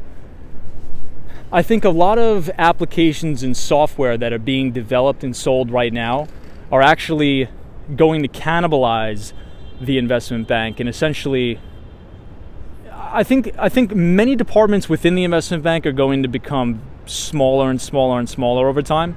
Just look at sales and trading. You think back to the 1970s and 1980s, even 1990s, the sales and trading departments were huge. Now not so much, due to algorithmic trading and things like that. So I think that as different technologies, especially blockchain and I guess you could call it decentralized finance, rolls out, that's sort of the side I want to be on. Any thoughts on UiPath? No thoughts on it. Isn't that the company? What's it called? I'm trying to think of his name. He's actually a very good trader, Mark Minervini.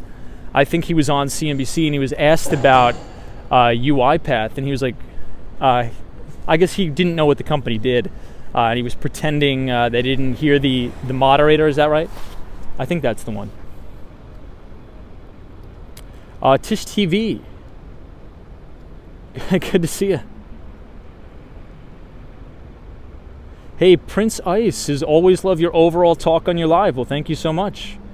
Dolly Girl Twins says, Tom, it's better what you do. You would be burned out already on Wall Street. Yeah, so, I mean, it's weird. I mean, investment bankers do work very long hours, right? I'd say the vast majority of my friends are in traditional finance, right? So they have jobs in investment banking, but actually over the years I've pushed them to take other exit opportunities in like private equity or venture capital. So a lot of the times, if you're just an investment banking analyst on the street, you work in M&A or something like that, a lot of them don't stay after 2 years. A lot of them will look for exit opportunities, in which case you have fantastic top of the line exit opportunities. If you're an analyst on Wall Street, you can go work at a private equity firm. You could go work at a VC firm or something like that, where they do a lot of recruiting or headhunting right out of major investment banks. But I mean, not for nothing, in my career in enterprise tech sales, I've worked my fair share of 100-hour weeks, not gonna lie. Especially when I was just starting up. And even now, I'm working crazy hours.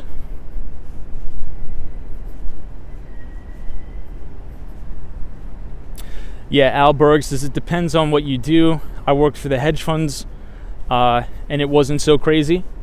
Yeah, I think once you get out of the grind of investment banking and then go into those other exit opportunities, I don't think it's as crazy. To your point.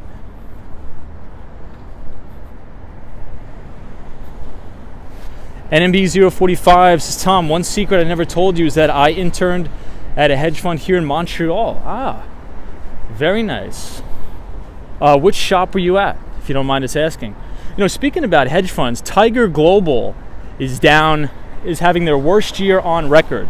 So if you guys are losing money in the stock market, don't feel bad about yourself, because some of the best investors of all time are having really hard time making money right now.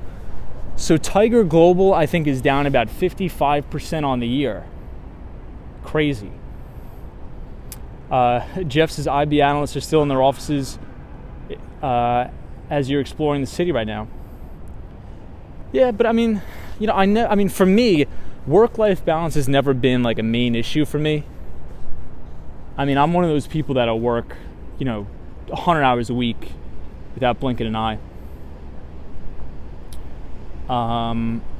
But here is a good view of the one and only World Trade Center right here. All lit up beautiful. And we are about to actually cross over and walk across the Brooklyn Bridge. So I spent a lot of time down here. We're actually going to see Pace University. You know, in my previous company, well, 2 previous companies ago, my office was right next to the Deutsche Bank. And Deutsche Bank is a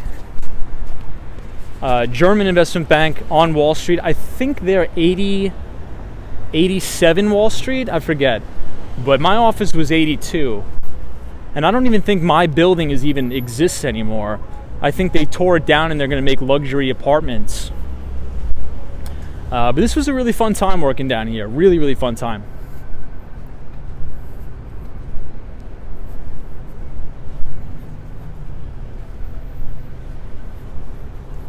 All right, we got the lights.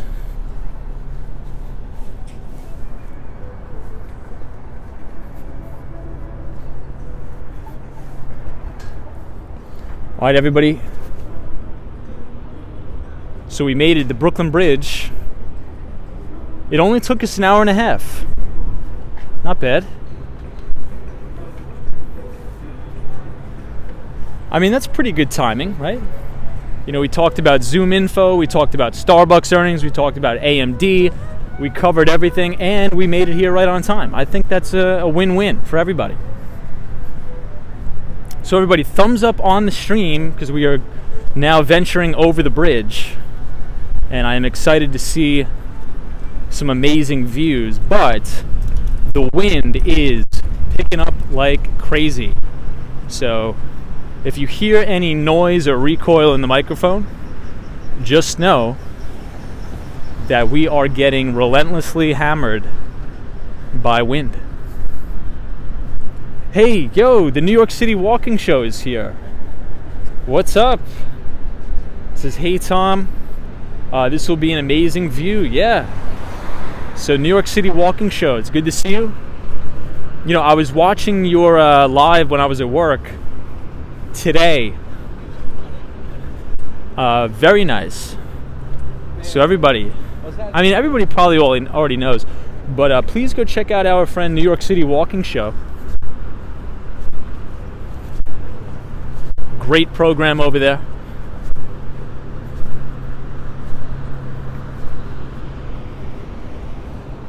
So this building is Pace University right here. And then you can see the on-ramp.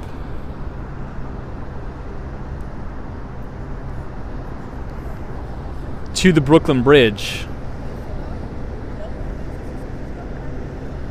Seems like there's a lot of traffic tonight too.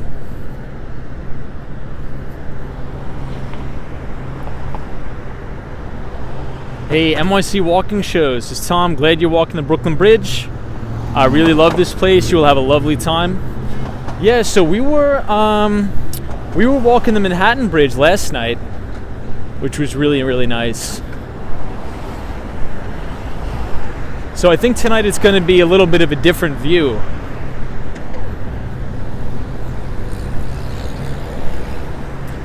Bren says subtitles, please. I don't know if we could do real-time subtitles, But I think that is something worth exploring, so we'll definitely do that.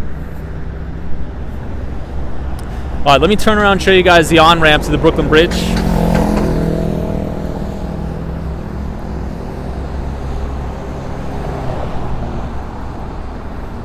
Hey, Dolly Girl Twins, thank you for saying that.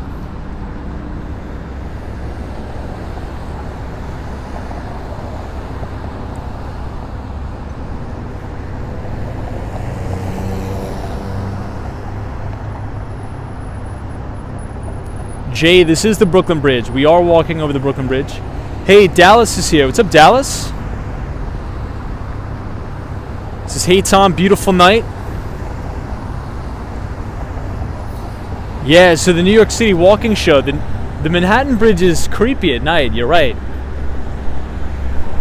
You know, I think the city should do a better job at making that bridge a little bit more safe, maybe putting some lights on it.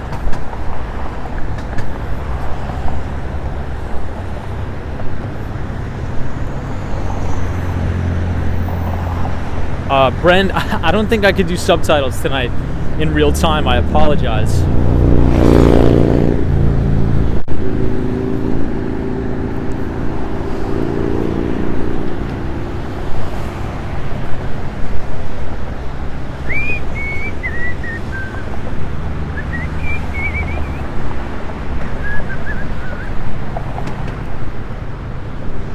Yeah, line syncs. Like, don't forget to give us a look at where we were 24 hours ago. We will. Brand, yes, this is the Brooklyn Bridge. Hey, Maria is here. Welcome, Maria. Hope you're having a good Tuesday evening. Prince Ice is kind of ironic to think money buys safety.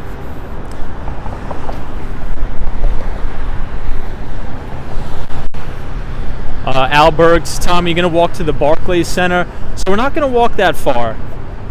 We're not going to go all the way to the Barclays Center tonight.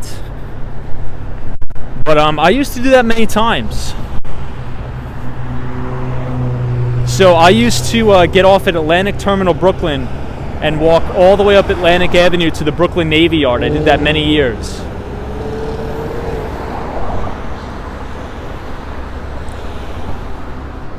You know, a lot of traffic tonight over the Brooklyn Bridge.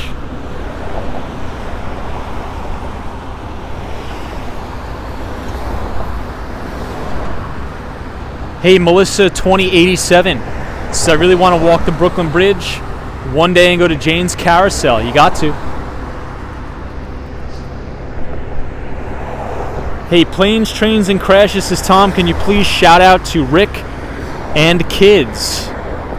Well, Rick and Kids, thank you for watching, and big shout out to you guys. Q50, good to see you. Welcome. All right, let's continue on the walk.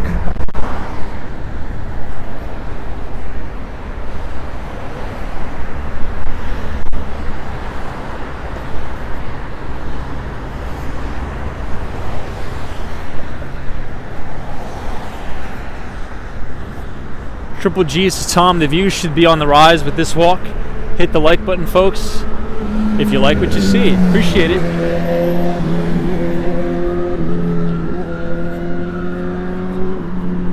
Hey, Armin says, hey, how are you tonight? I'm doing good.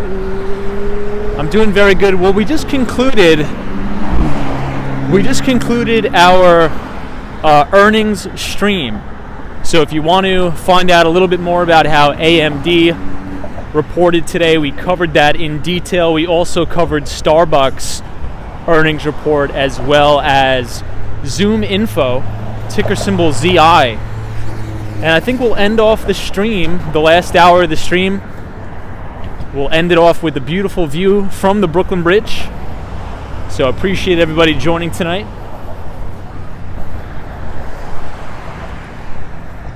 Hey, Harry says, I'm new to the channel. What's good? Good to see you, Harry. Hopefully you're enjoying the Brooklyn Bridge walk. So this is where we were yesterday. We were walking over this bridge, which is the Manhattan Bridge right here.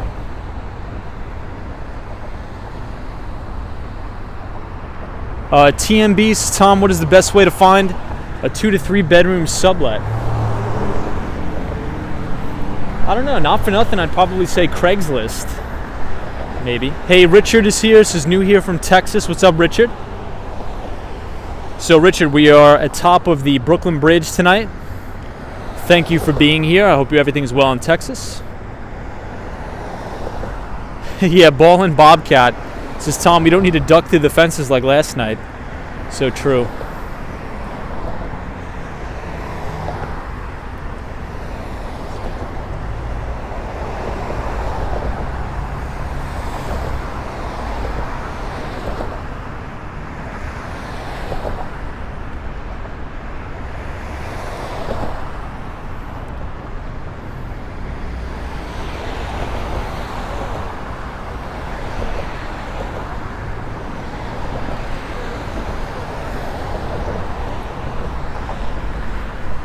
Right.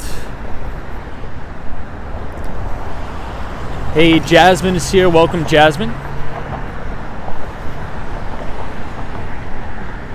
Yeah, so Cynthia Beale. So speaking of Airbnb also reported a great quarter today, and we've been talking about this on the stream almost every day about how we have this thesis that consumer spending is going to be shifting away from durable goods to more experiences, flights, hotels, and Airbnb's earnings report absolutely shot lights out and really confirmed that thesis.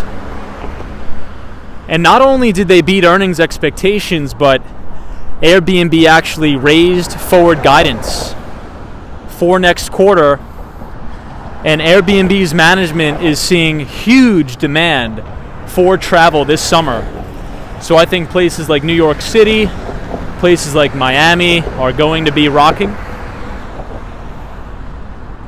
But if you guys want to see all of the real earnings numbers, you could follow me on Twitter at Walks Wall Street.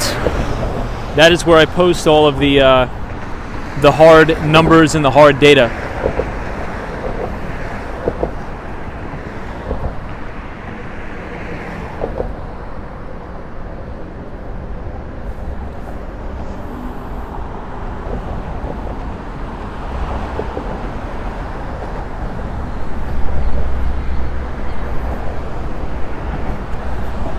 Alright friends, here we are.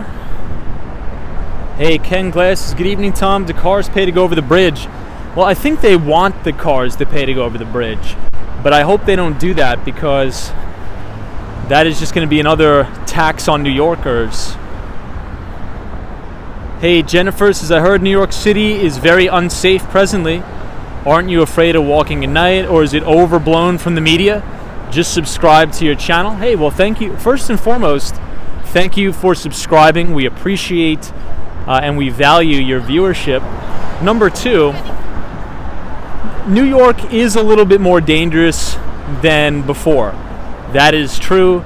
That is what the data shows. But just as long as you're aware of your surroundings, you don't take the subway at night by yourself, you're probably going to be okay. I think New York City is a great city. I still think it's the greatest city on earth.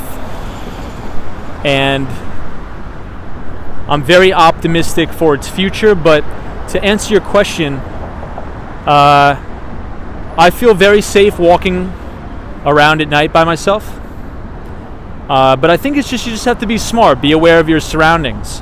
If you see some sort of a seedy character, don't hang around him. Walk the other way. So just as long as you're alert and you're aware of your surroundings, I think you're going to be fine. So hopefully that answers your question. And thank you for being here. Hey, Lisa is here. This is beautiful YCA. Says Los Angeles is also more dangerous than New York.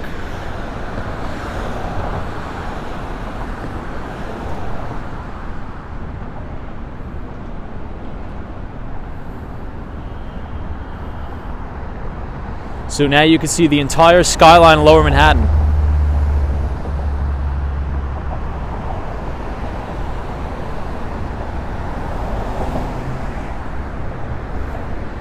Jose says, Tom, are you walking on wood or concrete? So this is all wood. So if you ever walk across the Brooklyn Bridge, you're going to be walking across all wood here. And that's one of the reasons why we couldn't skateboard over here on the stream.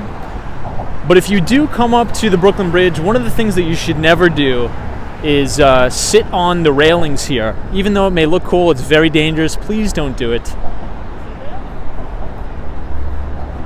There's been many stories of people falling. You know, accidents do happen. So please don't climb on the bridge. Don't sit on the bridge. The bridge should only be used for walking. So please only walk across.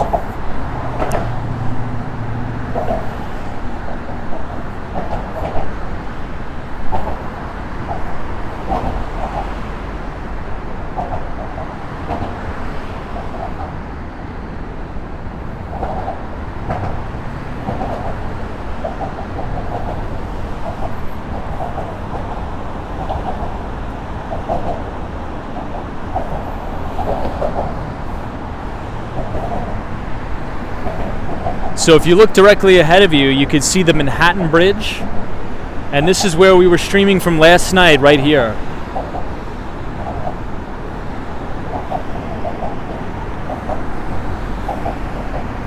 But they're actually building, or they've already built, a bike path. And that's why you notice there's no bikes on the top, because all the bikes are actually now down below with the cars. So it is now very, very safe for all the walkers here on the Brooklyn Bridge.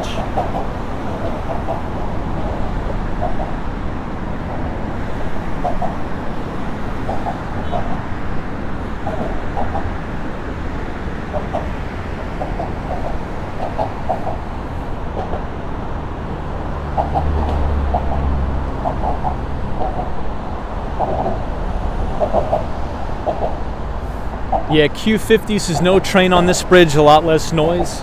You're right. So even though it is quite cloudy here, this building right here is the One World Trade Center. But you can't really see the spire because of how cloudy it is.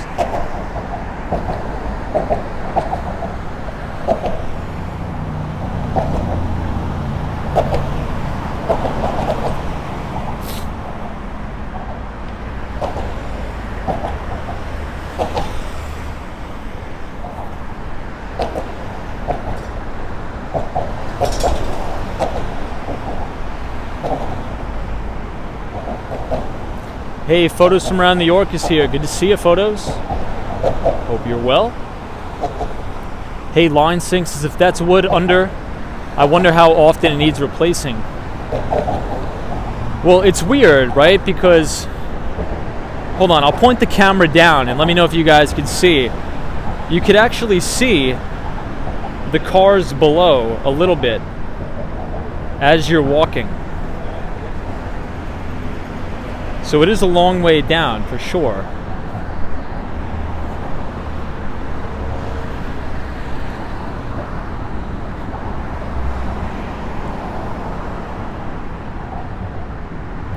But here's one of my favorite shots of the main Brooklyn Bridge here. Hey, Mac Jack, thank you for joining. Smee Media says, Tom, do you remember the TV show Taxi? I don't think I do. So if we walk a little bit further, we'll actually be able to see the Statue of Liberty. But it's going to be very blurry because it's in the distance. But I'll try to zoom in as best I can for you guys.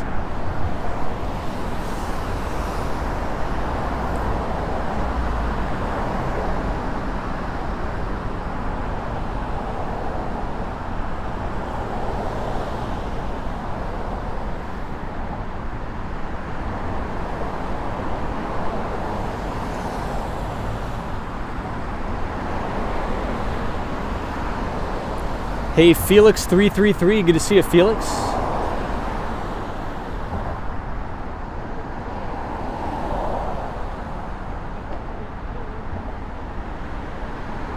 So Jay, there's no subway over this bridge, but there is a subway over the Manhattan Bridge. But check this out. So I'm going to zoom in for everybody.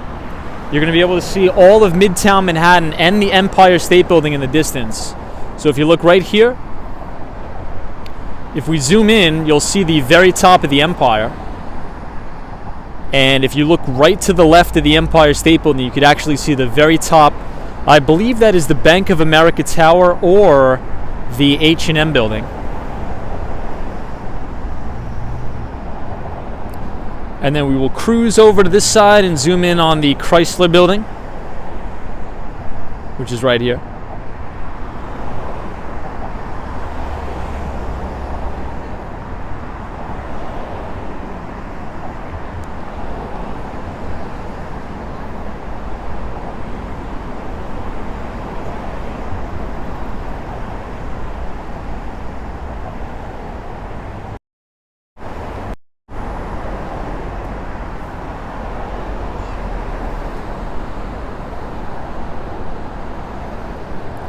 So I hope you guys enjoyed that. So as we progress over the bridge, you're even going to see even better views. And hopefully this will give us some time for the fog to roll out a little bit.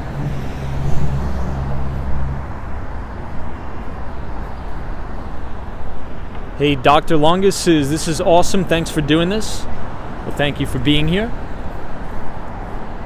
Much appreciated.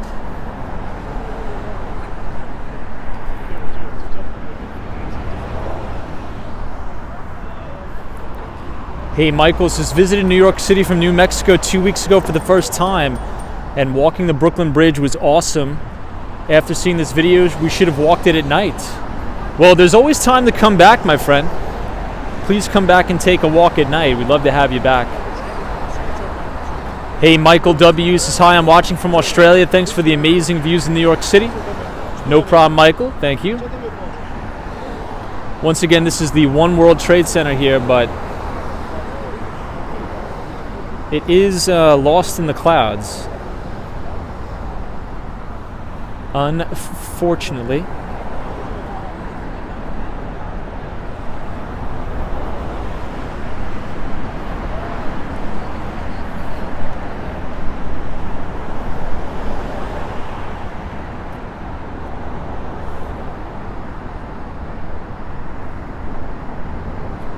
Hey, Andy is here from South Korea. Good to see you, Andy.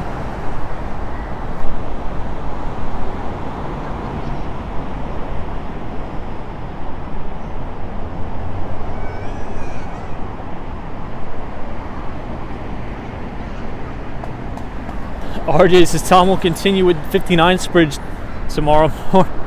You know what? Maybe we'll make the theme of this week New York City bridges. So before Monday, we're going to walk across every single bridge in New York City on the stream. We'll do that. I'm down. And so this was the first one we did. We walked across the Manhattan Bridge yesterday.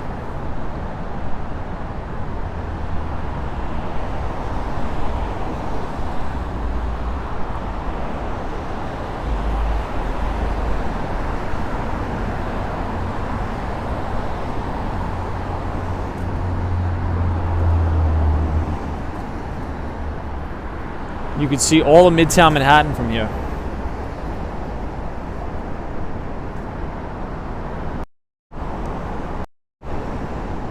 Fantastic, Frankie. Even the Whitestone Bridge.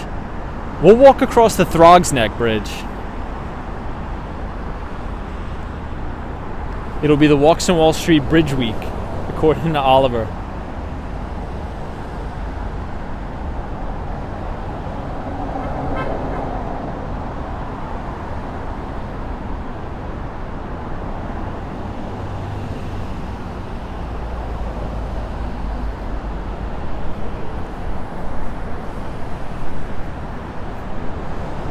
Wow, so it looks like they completed all the construction. You guys remember this was all boarded up here before. Hey, Dr. Longus says, Tom, I grew up in New Jersey and love New York City. Great capturing. Thank you so much. Hey, Sunshine NYC, what's up? So Sunshine New York City is the guardian of the channel, so it's good to see you.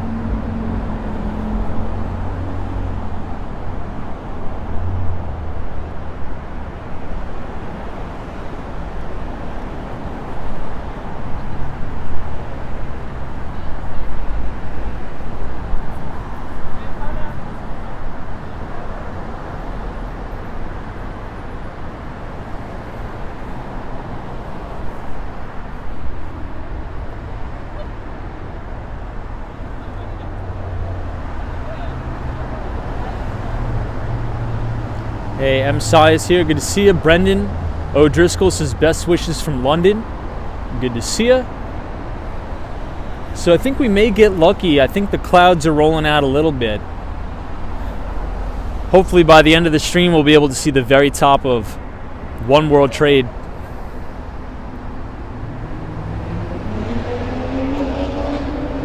Hey, Tish TV says, Tom, all New Yorkers must know about Taxi.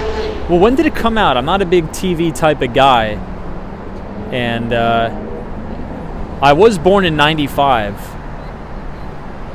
So I'm not sure, maybe it was a little bit before my time. But this is great. I haven't been here since they completed the construction.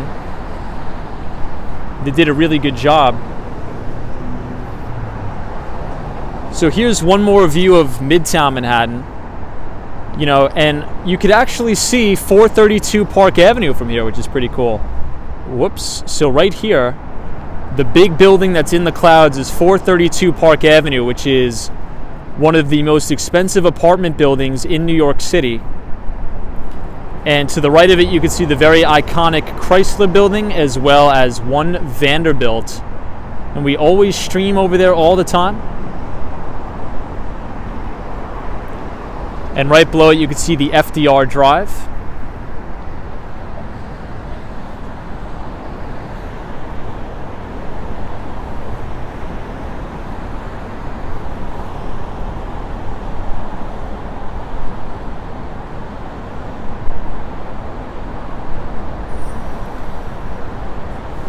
Somebody says Taxi was the early 70s. Yeah, that's probably why I don't remember it. But if you guys are enjoying the live stream tonight, if you want to help the channel out, you could leave a like on the video and subscribe to the channel if you are new. We'd love to have you back for some more live streams. Cap 2K says, walks in Wall Street. How is the area around John Street and William Street? I'm moving there this summer for an internship. Ooh, you're going to love that. You're going to love that. But first and foremost, congratulations on your internship, by the way. That's awesome. But it's a fun, very, very fun area. You're going to love it. Yeah, Steve from Buffalo says, Tom, a water taxi stream would be good. You know, maybe we'll do that during the summer. But if you guys notice, this is the brand new bike path on the Brooklyn Bridge right here. So you have the cars, the bikes, and for all of you New Yorkers, if you remember correctly, the bikes and the pedestrians used to share this little path, and it used to be a horror show, major horror show with the bikers yelling at the pedestrians. So I think the city did a very good job of moving the bikes here. It gives them their own space, and it's a little bit safer for everybody. So Dilbert, good to see you. All right, so let's continue on our walk. We're going to walk to the Brooklyn side now, so we will continue.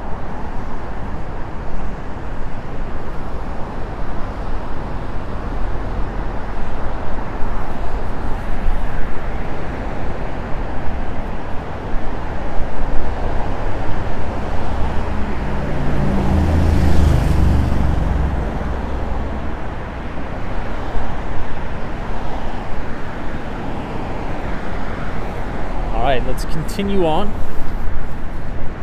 Hey, Brian is here. Good to see you, Brian. Hope you're well. So we're going to see an even better view of the Manhattan Bridge. So if you guys like this type of stream, if you want to check out the stream we did last night, you'll see a pretty, I would say, very similar view, but I think is even a little bit better view. We walked across the Manhattan Bridge, and if you see the lights moving on the bridge, that's actually a subway train. So the train actually goes across the bridge. I'll zoom in, and you can see the train going across the bridge. So if you ever visit New York City and you want to walk across the Manhattan Bridge, let's just say it's very, very noisy. Because not only do you have the car traffic, you have the wind noise, you also have the train that is roaring by. Hey, we have Disney cast member. What's up? Disney cast member, our fellow Long Islander on the stream. Good to see you.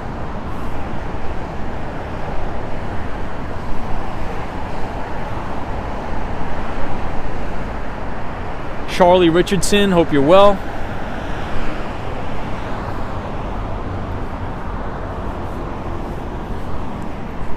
Always good to see you, Charlie. Hope your week is off to a good start. Cindy Foley says it was fun jumping through the fences. I know.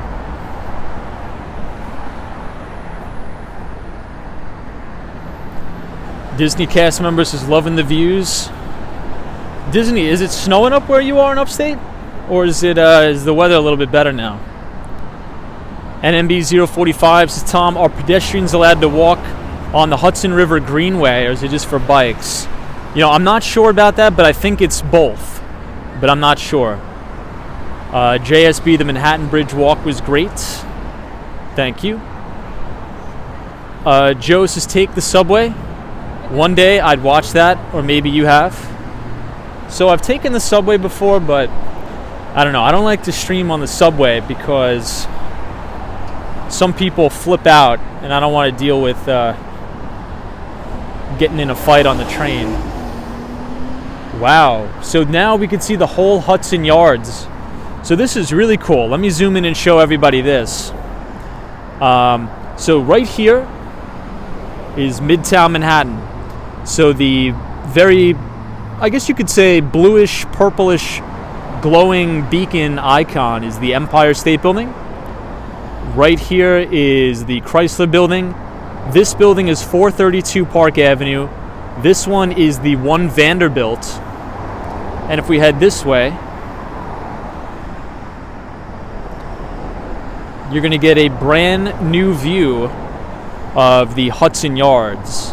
So this is the brand new development right on 34th Street. And there's actually an observation deck called The Edge, and that is right here.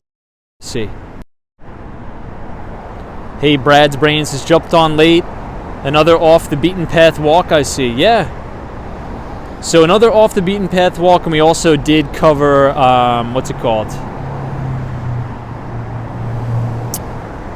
We covered AMD's earnings, we covered Starbucks and Zoom Info. Hey, Daniel G from Buenos Aires, Argentina is here. Good to see you. Ethan G. Gregory, welcome.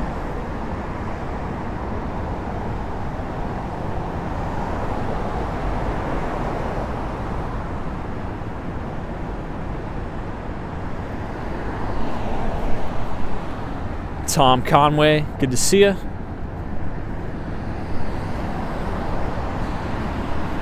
At least this is $1 million view, indeed.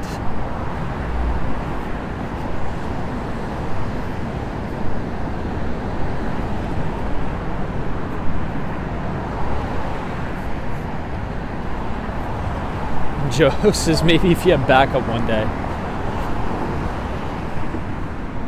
I'm seeing UPS1 in the chat. Says good evening all, and Tom, what's up UPS1?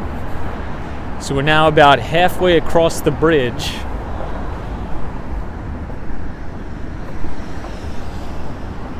And we are headed towards the Brooklyn side.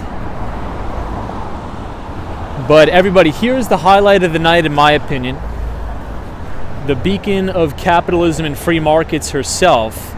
It is the Statue of Liberty right here. So if you could see, it's the very, very green dot right here is the Statue of Liberty.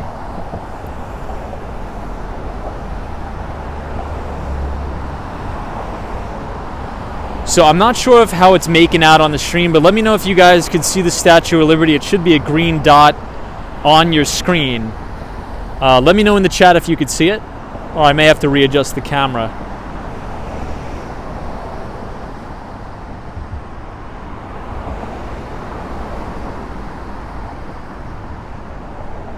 You got it? Okay, it seems like you guys can see it. She's looking beautiful tonight too, by the way. I mean, wouldn't you guys agree?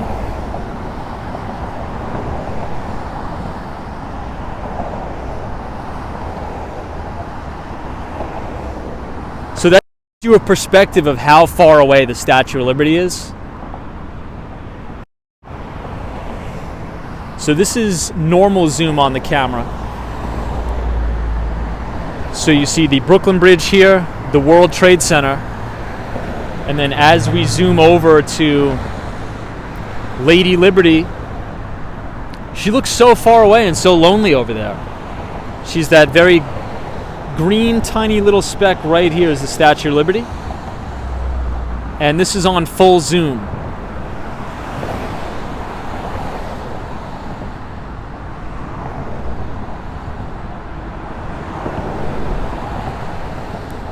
So my family actually came to the United States through Ellis Island as well. My family immigrated to the United States from Italy as well as Ireland. And my family during Prohibition, we actually used to own a lot of the speakeasy bars in Times Square during Prohibition. Gyp the Blood and a lot of the other Jewish mobsters would come in.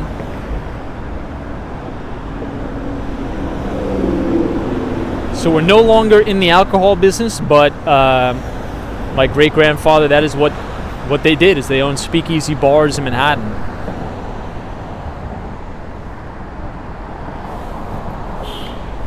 So we might as well give you one more zoom look at the Empire State Building. Might as well.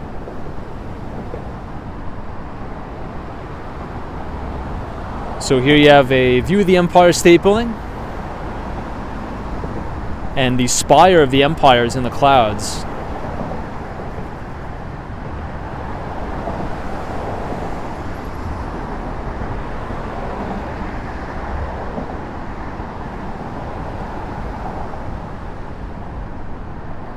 Disney cast member, I know. Isn't that funny?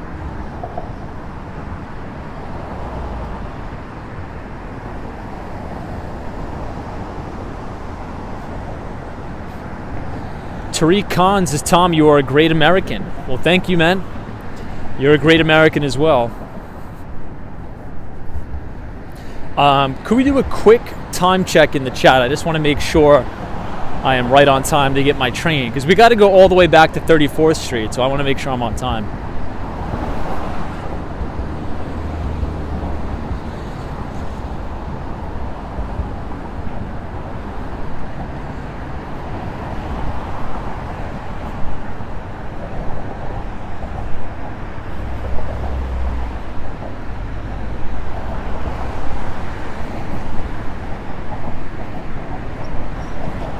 10:57. Ooh, guys, we may have to turn around like ASAP and head back up. Hey, how are you? We may have to head back ASAP because I got to get my train. But Alexis Garcia, good to see you, my friend.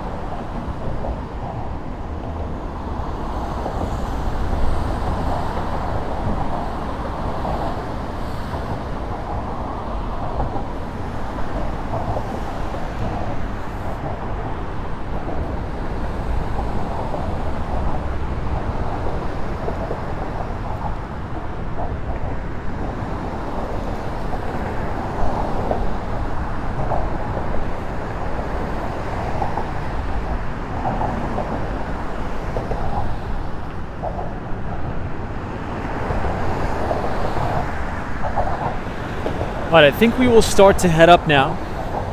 I hope you guys enjoyed the views.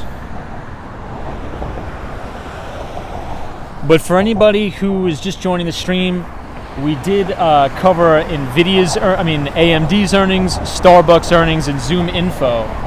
So if you want to rewatch the stream and see a little bit more about their earnings report, feel free to check that out. If you want to connect with us on the Behind the Street newsletter. If you scan the QR code on your screen, if you punch in your email, you will be signed up to receive our free investing newsletter.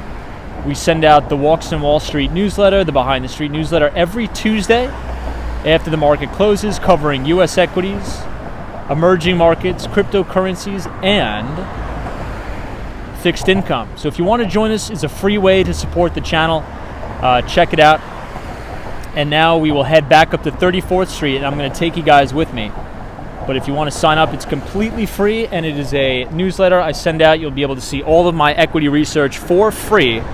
So feel free to scan the QR code and sign up, and we'll see you behind the street.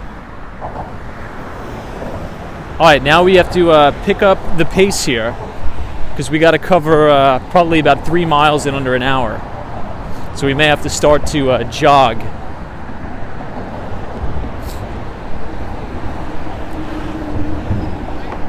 Well, if we're going to be late for the train, we may be lucky to find a Tesla taxi. And maybe we'll do a live stream from inside a brand new Tesla.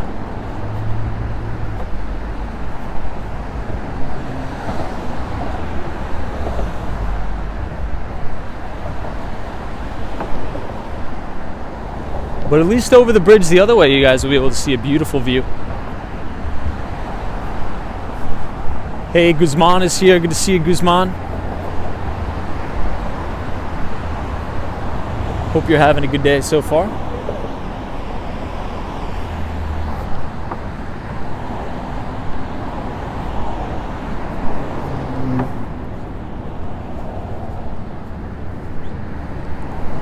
Disney cast members like, don't end up in Amityville. I did that one too many times. You know, the worst is when you don't wake up at all and you end up in Babylon. That's the worst.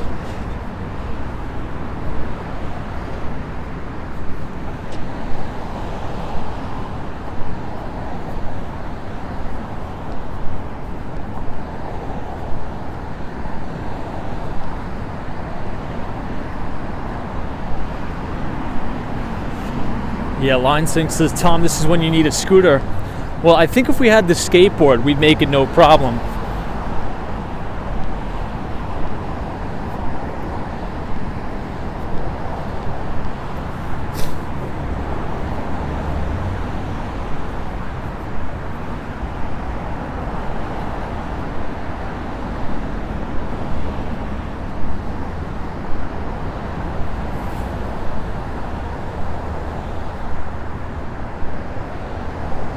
Indeed, overcast skies.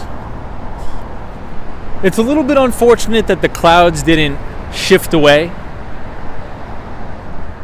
but I think we still have a pretty good view nonetheless.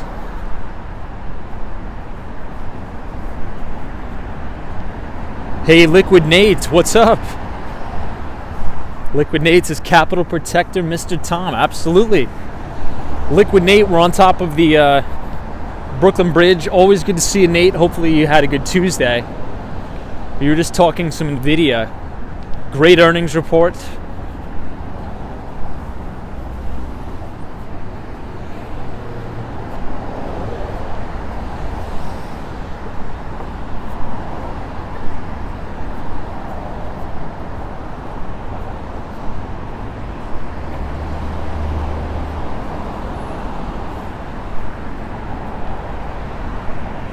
J.A. is here. Good to see you. This is Ola.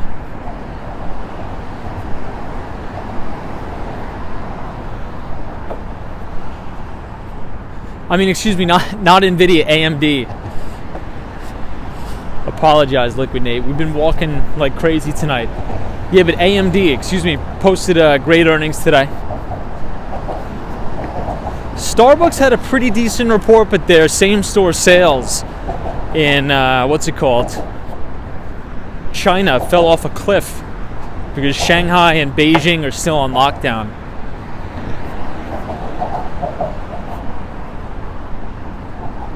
Cloudmaker says you must be in phenomenal shape with a low resting heart rate.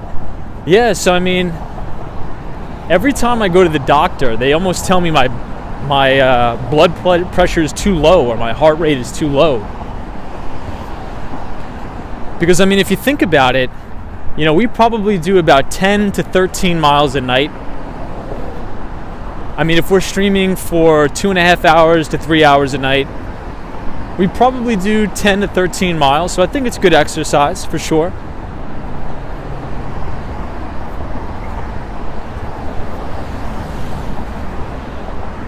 Hey, Christopher White, or Wright, says hello from Texas. Good to see you.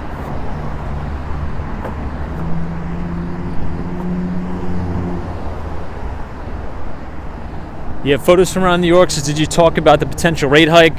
So tomorrow is Wednesday, and that is the most important day on Wall Street when the Federal Reserve will probably be raising or hiking interest rates about 50 to 75 basis points. That's almost guaranteed. If you look at the futures market, we're pretty much almost 100% going to get, we're back on solid ground. We're pretty much almost 100% going to get a 50 basis point rate hike. But I think what the market is actually really looking for is clarity in regard to the Federal Reserve unwinding their nearly $9 trillion balance sheet.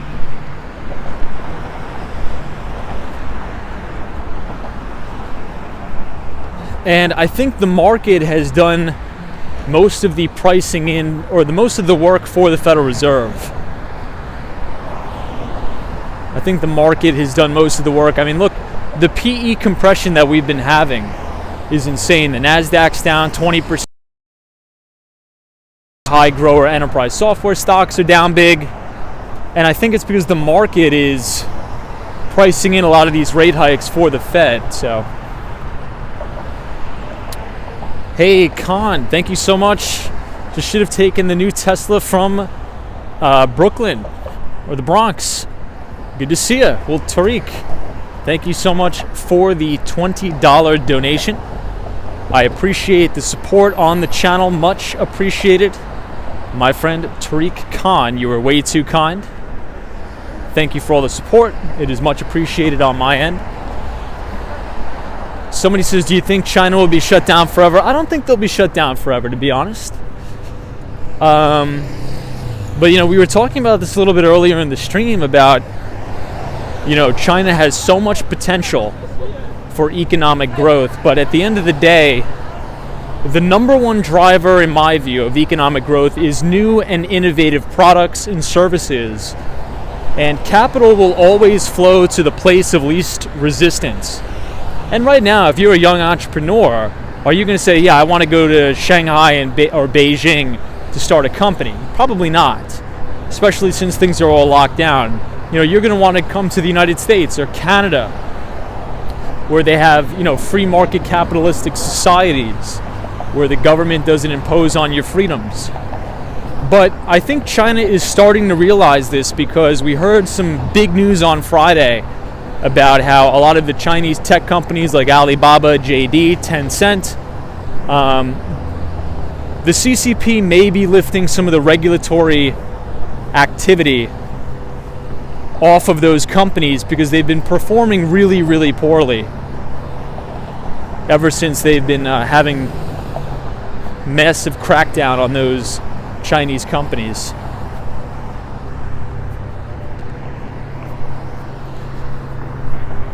And I don't know if you guys were paying attention, but you know, on Friday, once that news came out, a lot of the ADRs of the American Depository Receipts were up double digits. So a lot of people don't realize, but you know, if you want to buy Alibaba or JD, 9 times out of 10, you're not technically buying the company, you're buying the depository receipt or the ADR, because these things can't trade in the United States. Ooh, what? I hope everything's okay.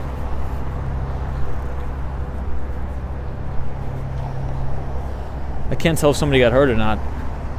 But anyway, yeah. Like if you're gonna buy BABA, BABA, you're buying a stake in a holding company that then in turn invests in the underlying shares, if that makes sense.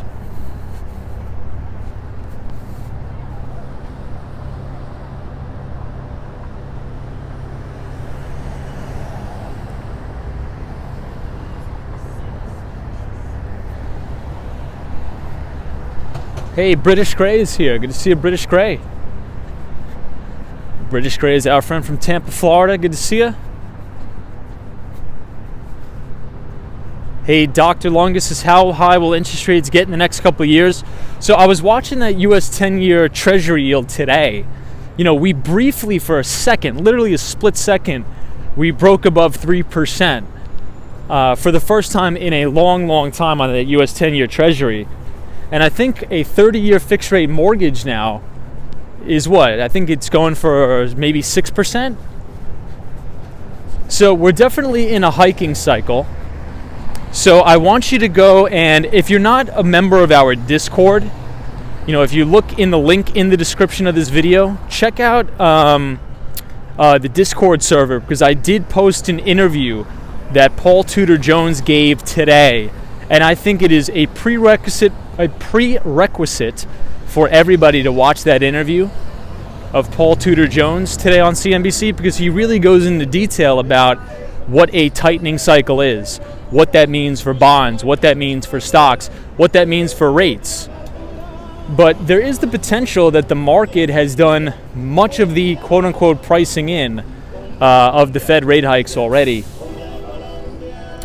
But look, I mean, I think tomorrow we're going to get a 50 basis point rate hike.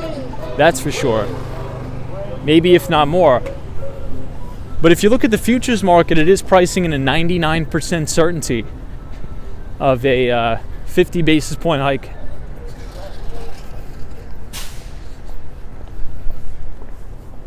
This is also a beautiful building here in Lower Manhattan. You're going to see a lot of the courthouse type buildings.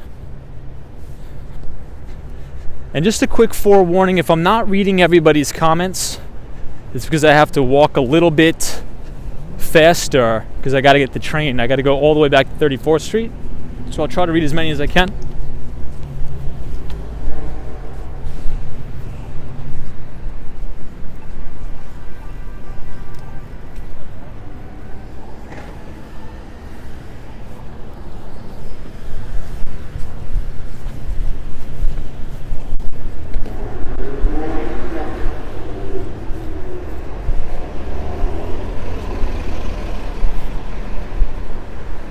Hey Abdullah, good to see you. Yeah, Gregory says so many e-bikes.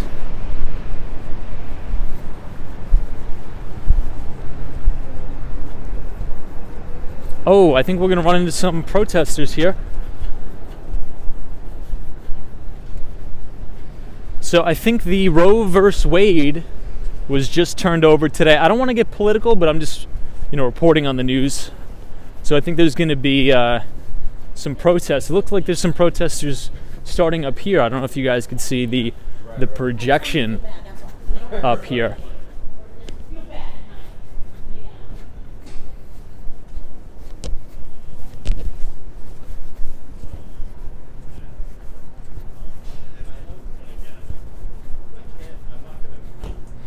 Ah, that's right. So today is tomorrow I think is a Korean holiday.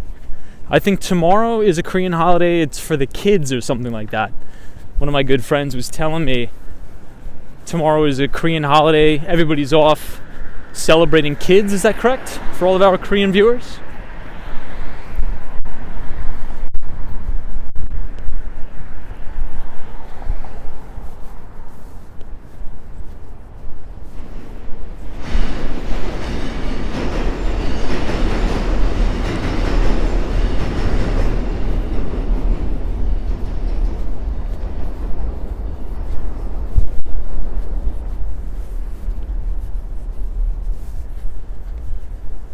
All right, friends, we are headed back up.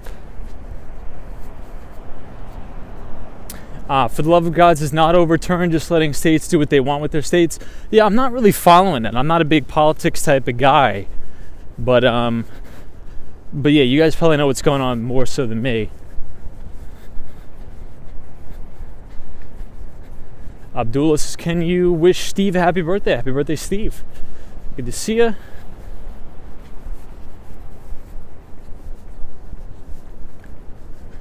All right, I think we're making good time. I'm actually going to walk over one more block and then go up. But I'll make you guys a deal. If we see a Tesla taxi that's yellow, a yellow Tesla taxi, we're jumping in it.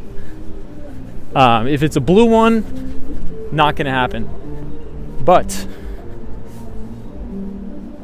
if we run past a yellow one, it's game time. I really want to take one.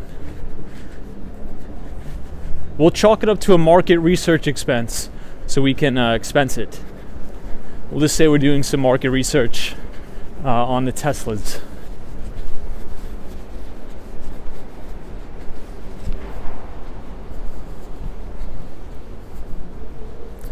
Triple G's is excellent, rooting for yellow. NBA says, Tom, have you ever missed a train on the chat? We have never missed a train, ever. Which is good. We've come very close to missing trains, but never once. I've missed them in person, but not on the streams.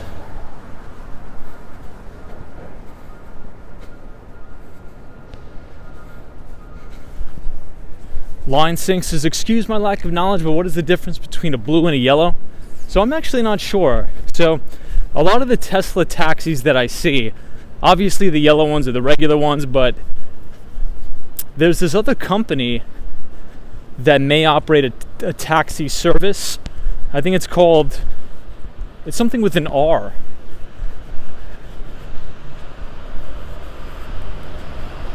Does anybody know what it's called?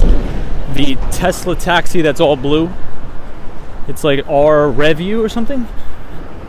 Revel or something, yeah. So how does that work? You have to download an application?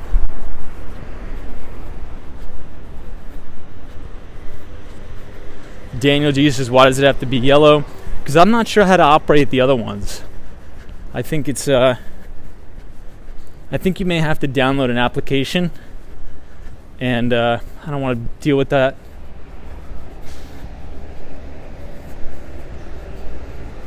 All right, but everybody, we are here on Franklin Street.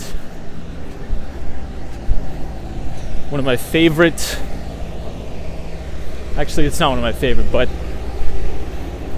cool little area. We're about to cross Canal Street very soon. We need one of these things.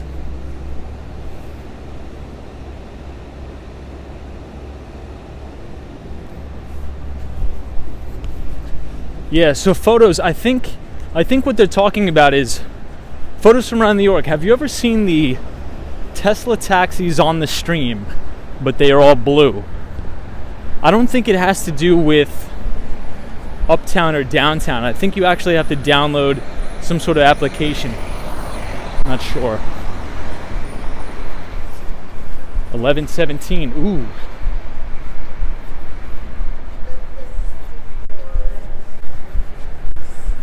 Oh, there's a Tesla, but it's not a taxi. So photos from around New York, how do we work that Revel thing?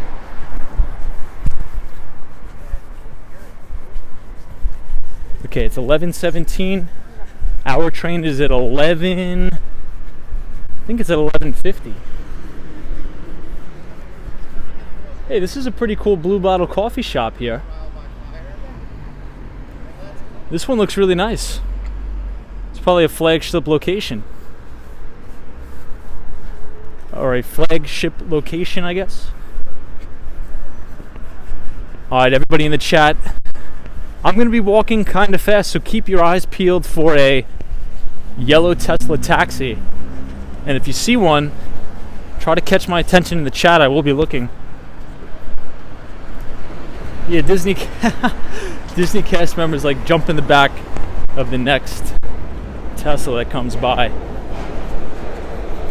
I think we're making good time. This is Canal Street now, so we should be fine. Once we usually pass Canal Street, it's all systems go. We are crushing uptown, so we should be good.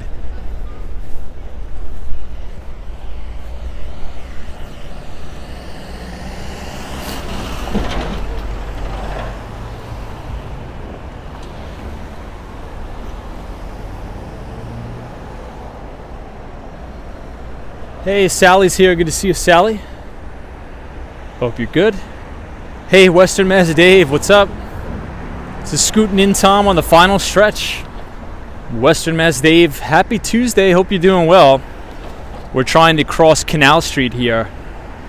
You know, I'm not sure if you guys remember, but I think it was the third live stream I ever did on the skateboard, we actually got hit by a car right here, literally.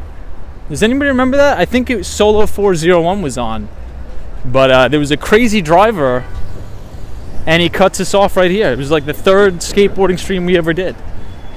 If anybody could find that, I think it was May 18th was the date.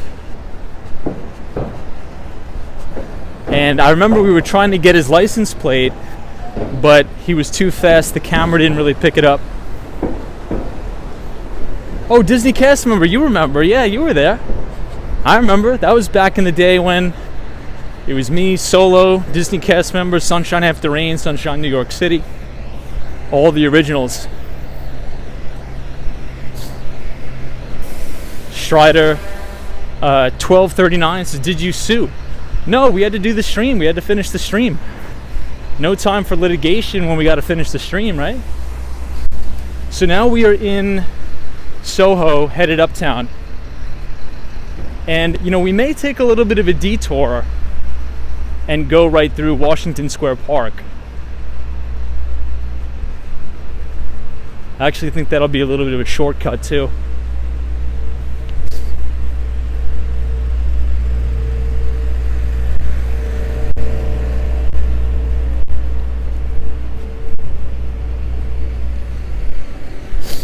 Okay, this is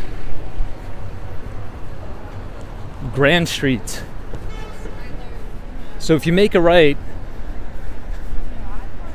on this street, it'll take you all the way into Chinatown, which we were just at.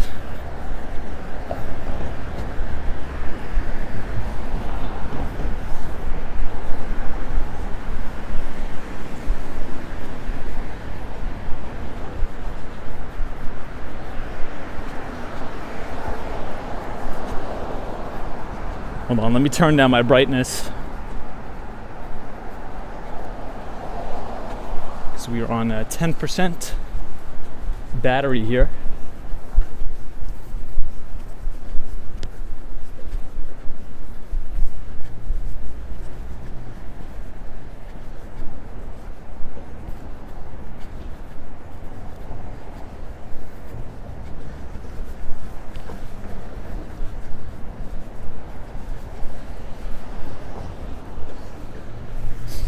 So one of my favorite things about Soho is all the fire escapes. I think the fire escapes on the buildings look extremely, extremely unique.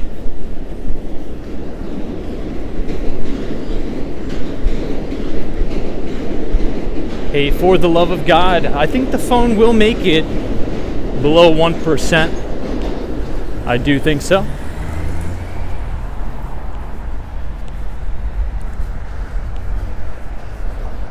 Well, you know, team, not only are we going to make the train, I think we're going to be early.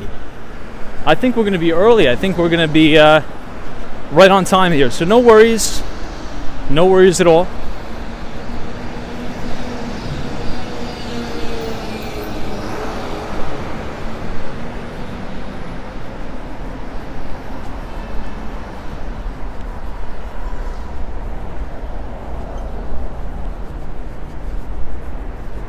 Spring Street. Coming up on Spring Street.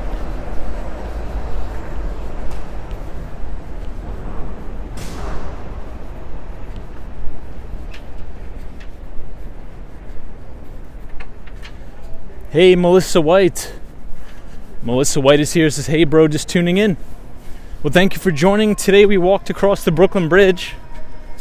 And for the first 1.5 hours on the stream, we covered Zoom Info, ticker symbol ZI. Henry Schuck and his enterprise software company reported great earnings yesterday. We covered Starbucks, ticker symbol SBUX, covered AMD as well.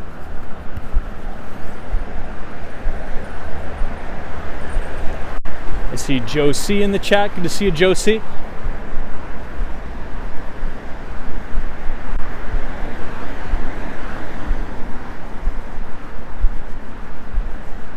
$11.24. I think we'll be good.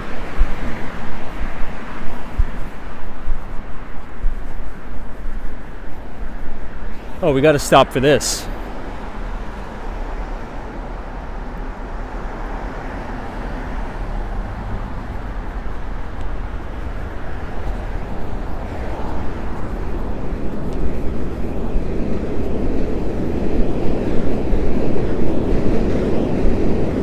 I think those dogs are called corgis.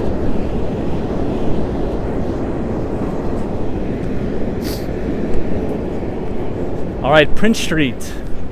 So Prince Street has a really good pizza shop. If you walk all the way down this road, you'll go right into Prince Street Pizza, which is one of my favorite pizza shops in all New York City.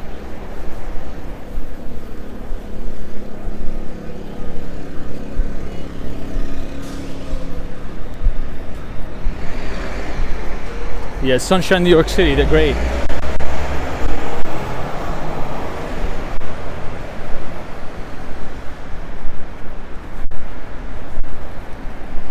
So I'm not sure if it makes it very clear on the stream, but if you look straight ahead, you could see the Chrysler Building. And we actually saw it from the Brooklyn Bridge as well.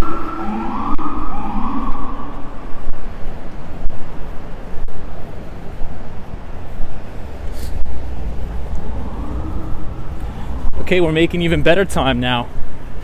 Houston Street.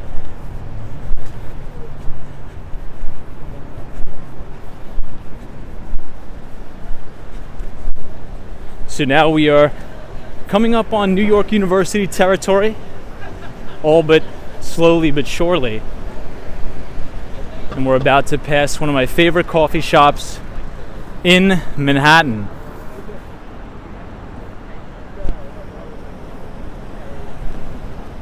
Melissa White says, what's your favorite go-to pizza? Probably gonna have to be a regular slice, but if it's a really, really good grandma slice, I'll eat that as well. They're very good. You know, actually, we're not gonna. The coffee shop is one block over.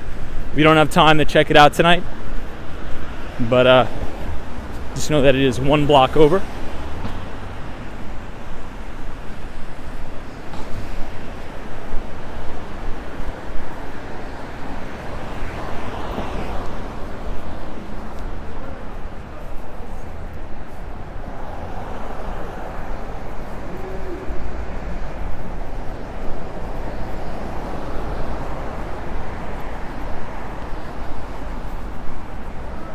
$11.27. Oof. I think we'll make it.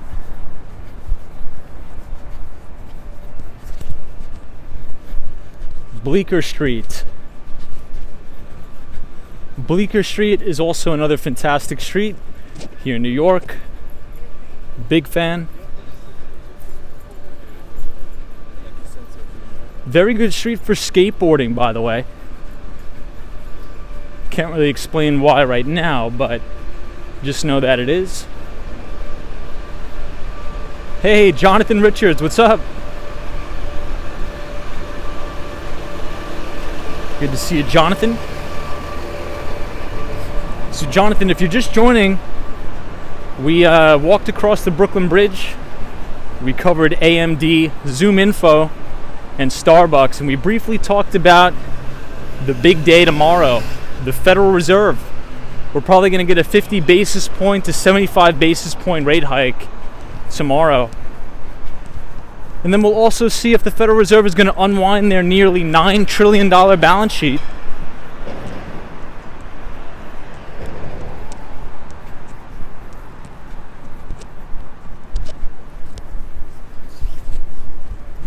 Okay, West 3rd Street.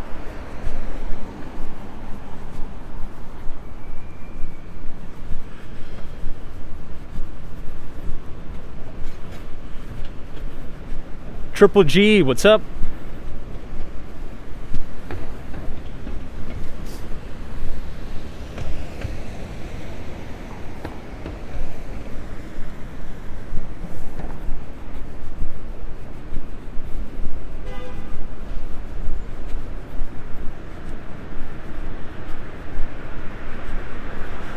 Jonathan, very cool.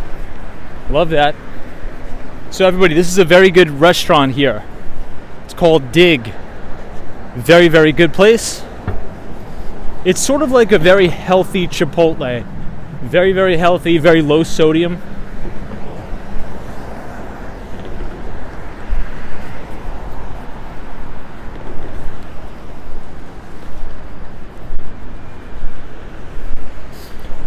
East 4th Street, New York University.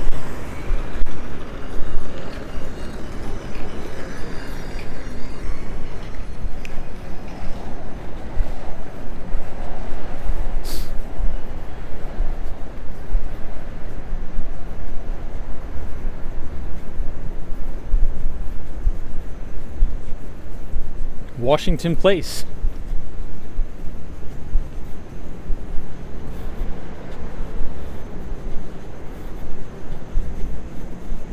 Ooh, so close. I thought that was a Tesla taxi, but it was just a Tesla next to a taxi. Whew. It was almost our lucky night, everybody.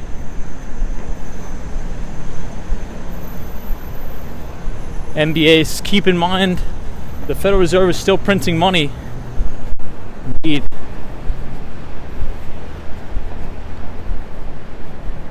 I know, I should have my board for this. Disney cast members like, it's a mirage. Well, Disney, I mean, the good news is it's not snowing. It's actually a really nice night out.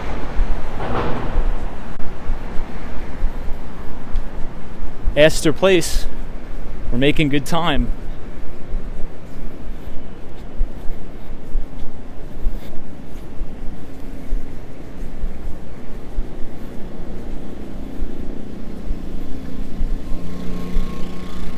But if you guys have enjoyed the stream so far tonight, and if you want to see more live streams of New York City and financial talks and walks, feel free to leave a like on the video and subscribe to our channel if you are new. We usually go live about 5 days a week. It's a good way to hang out after work.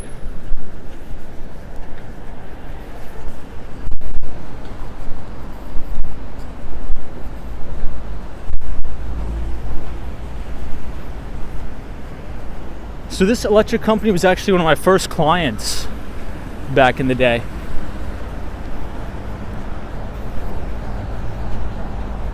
It was one of the first deals I closed.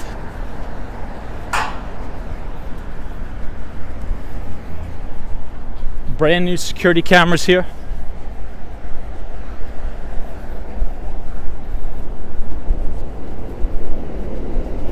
Okay, East 9th Street.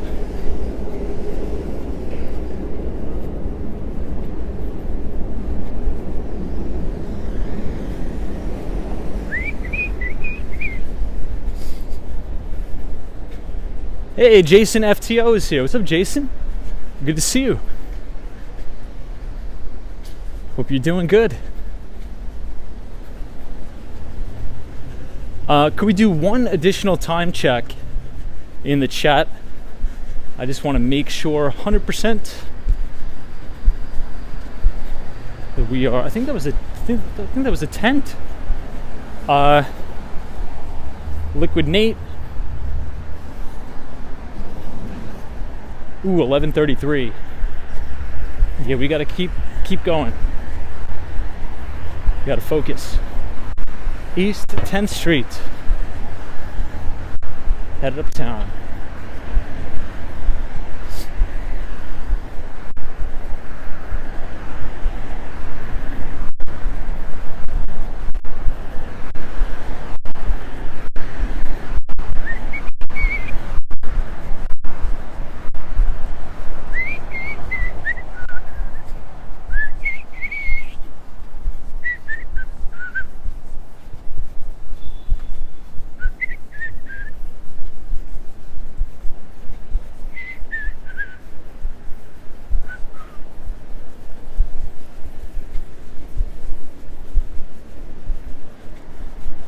Ooh, yeah, Josie, what's the battery percentage?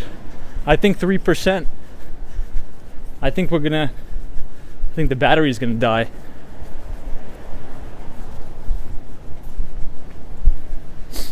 Okay, East 12th Street.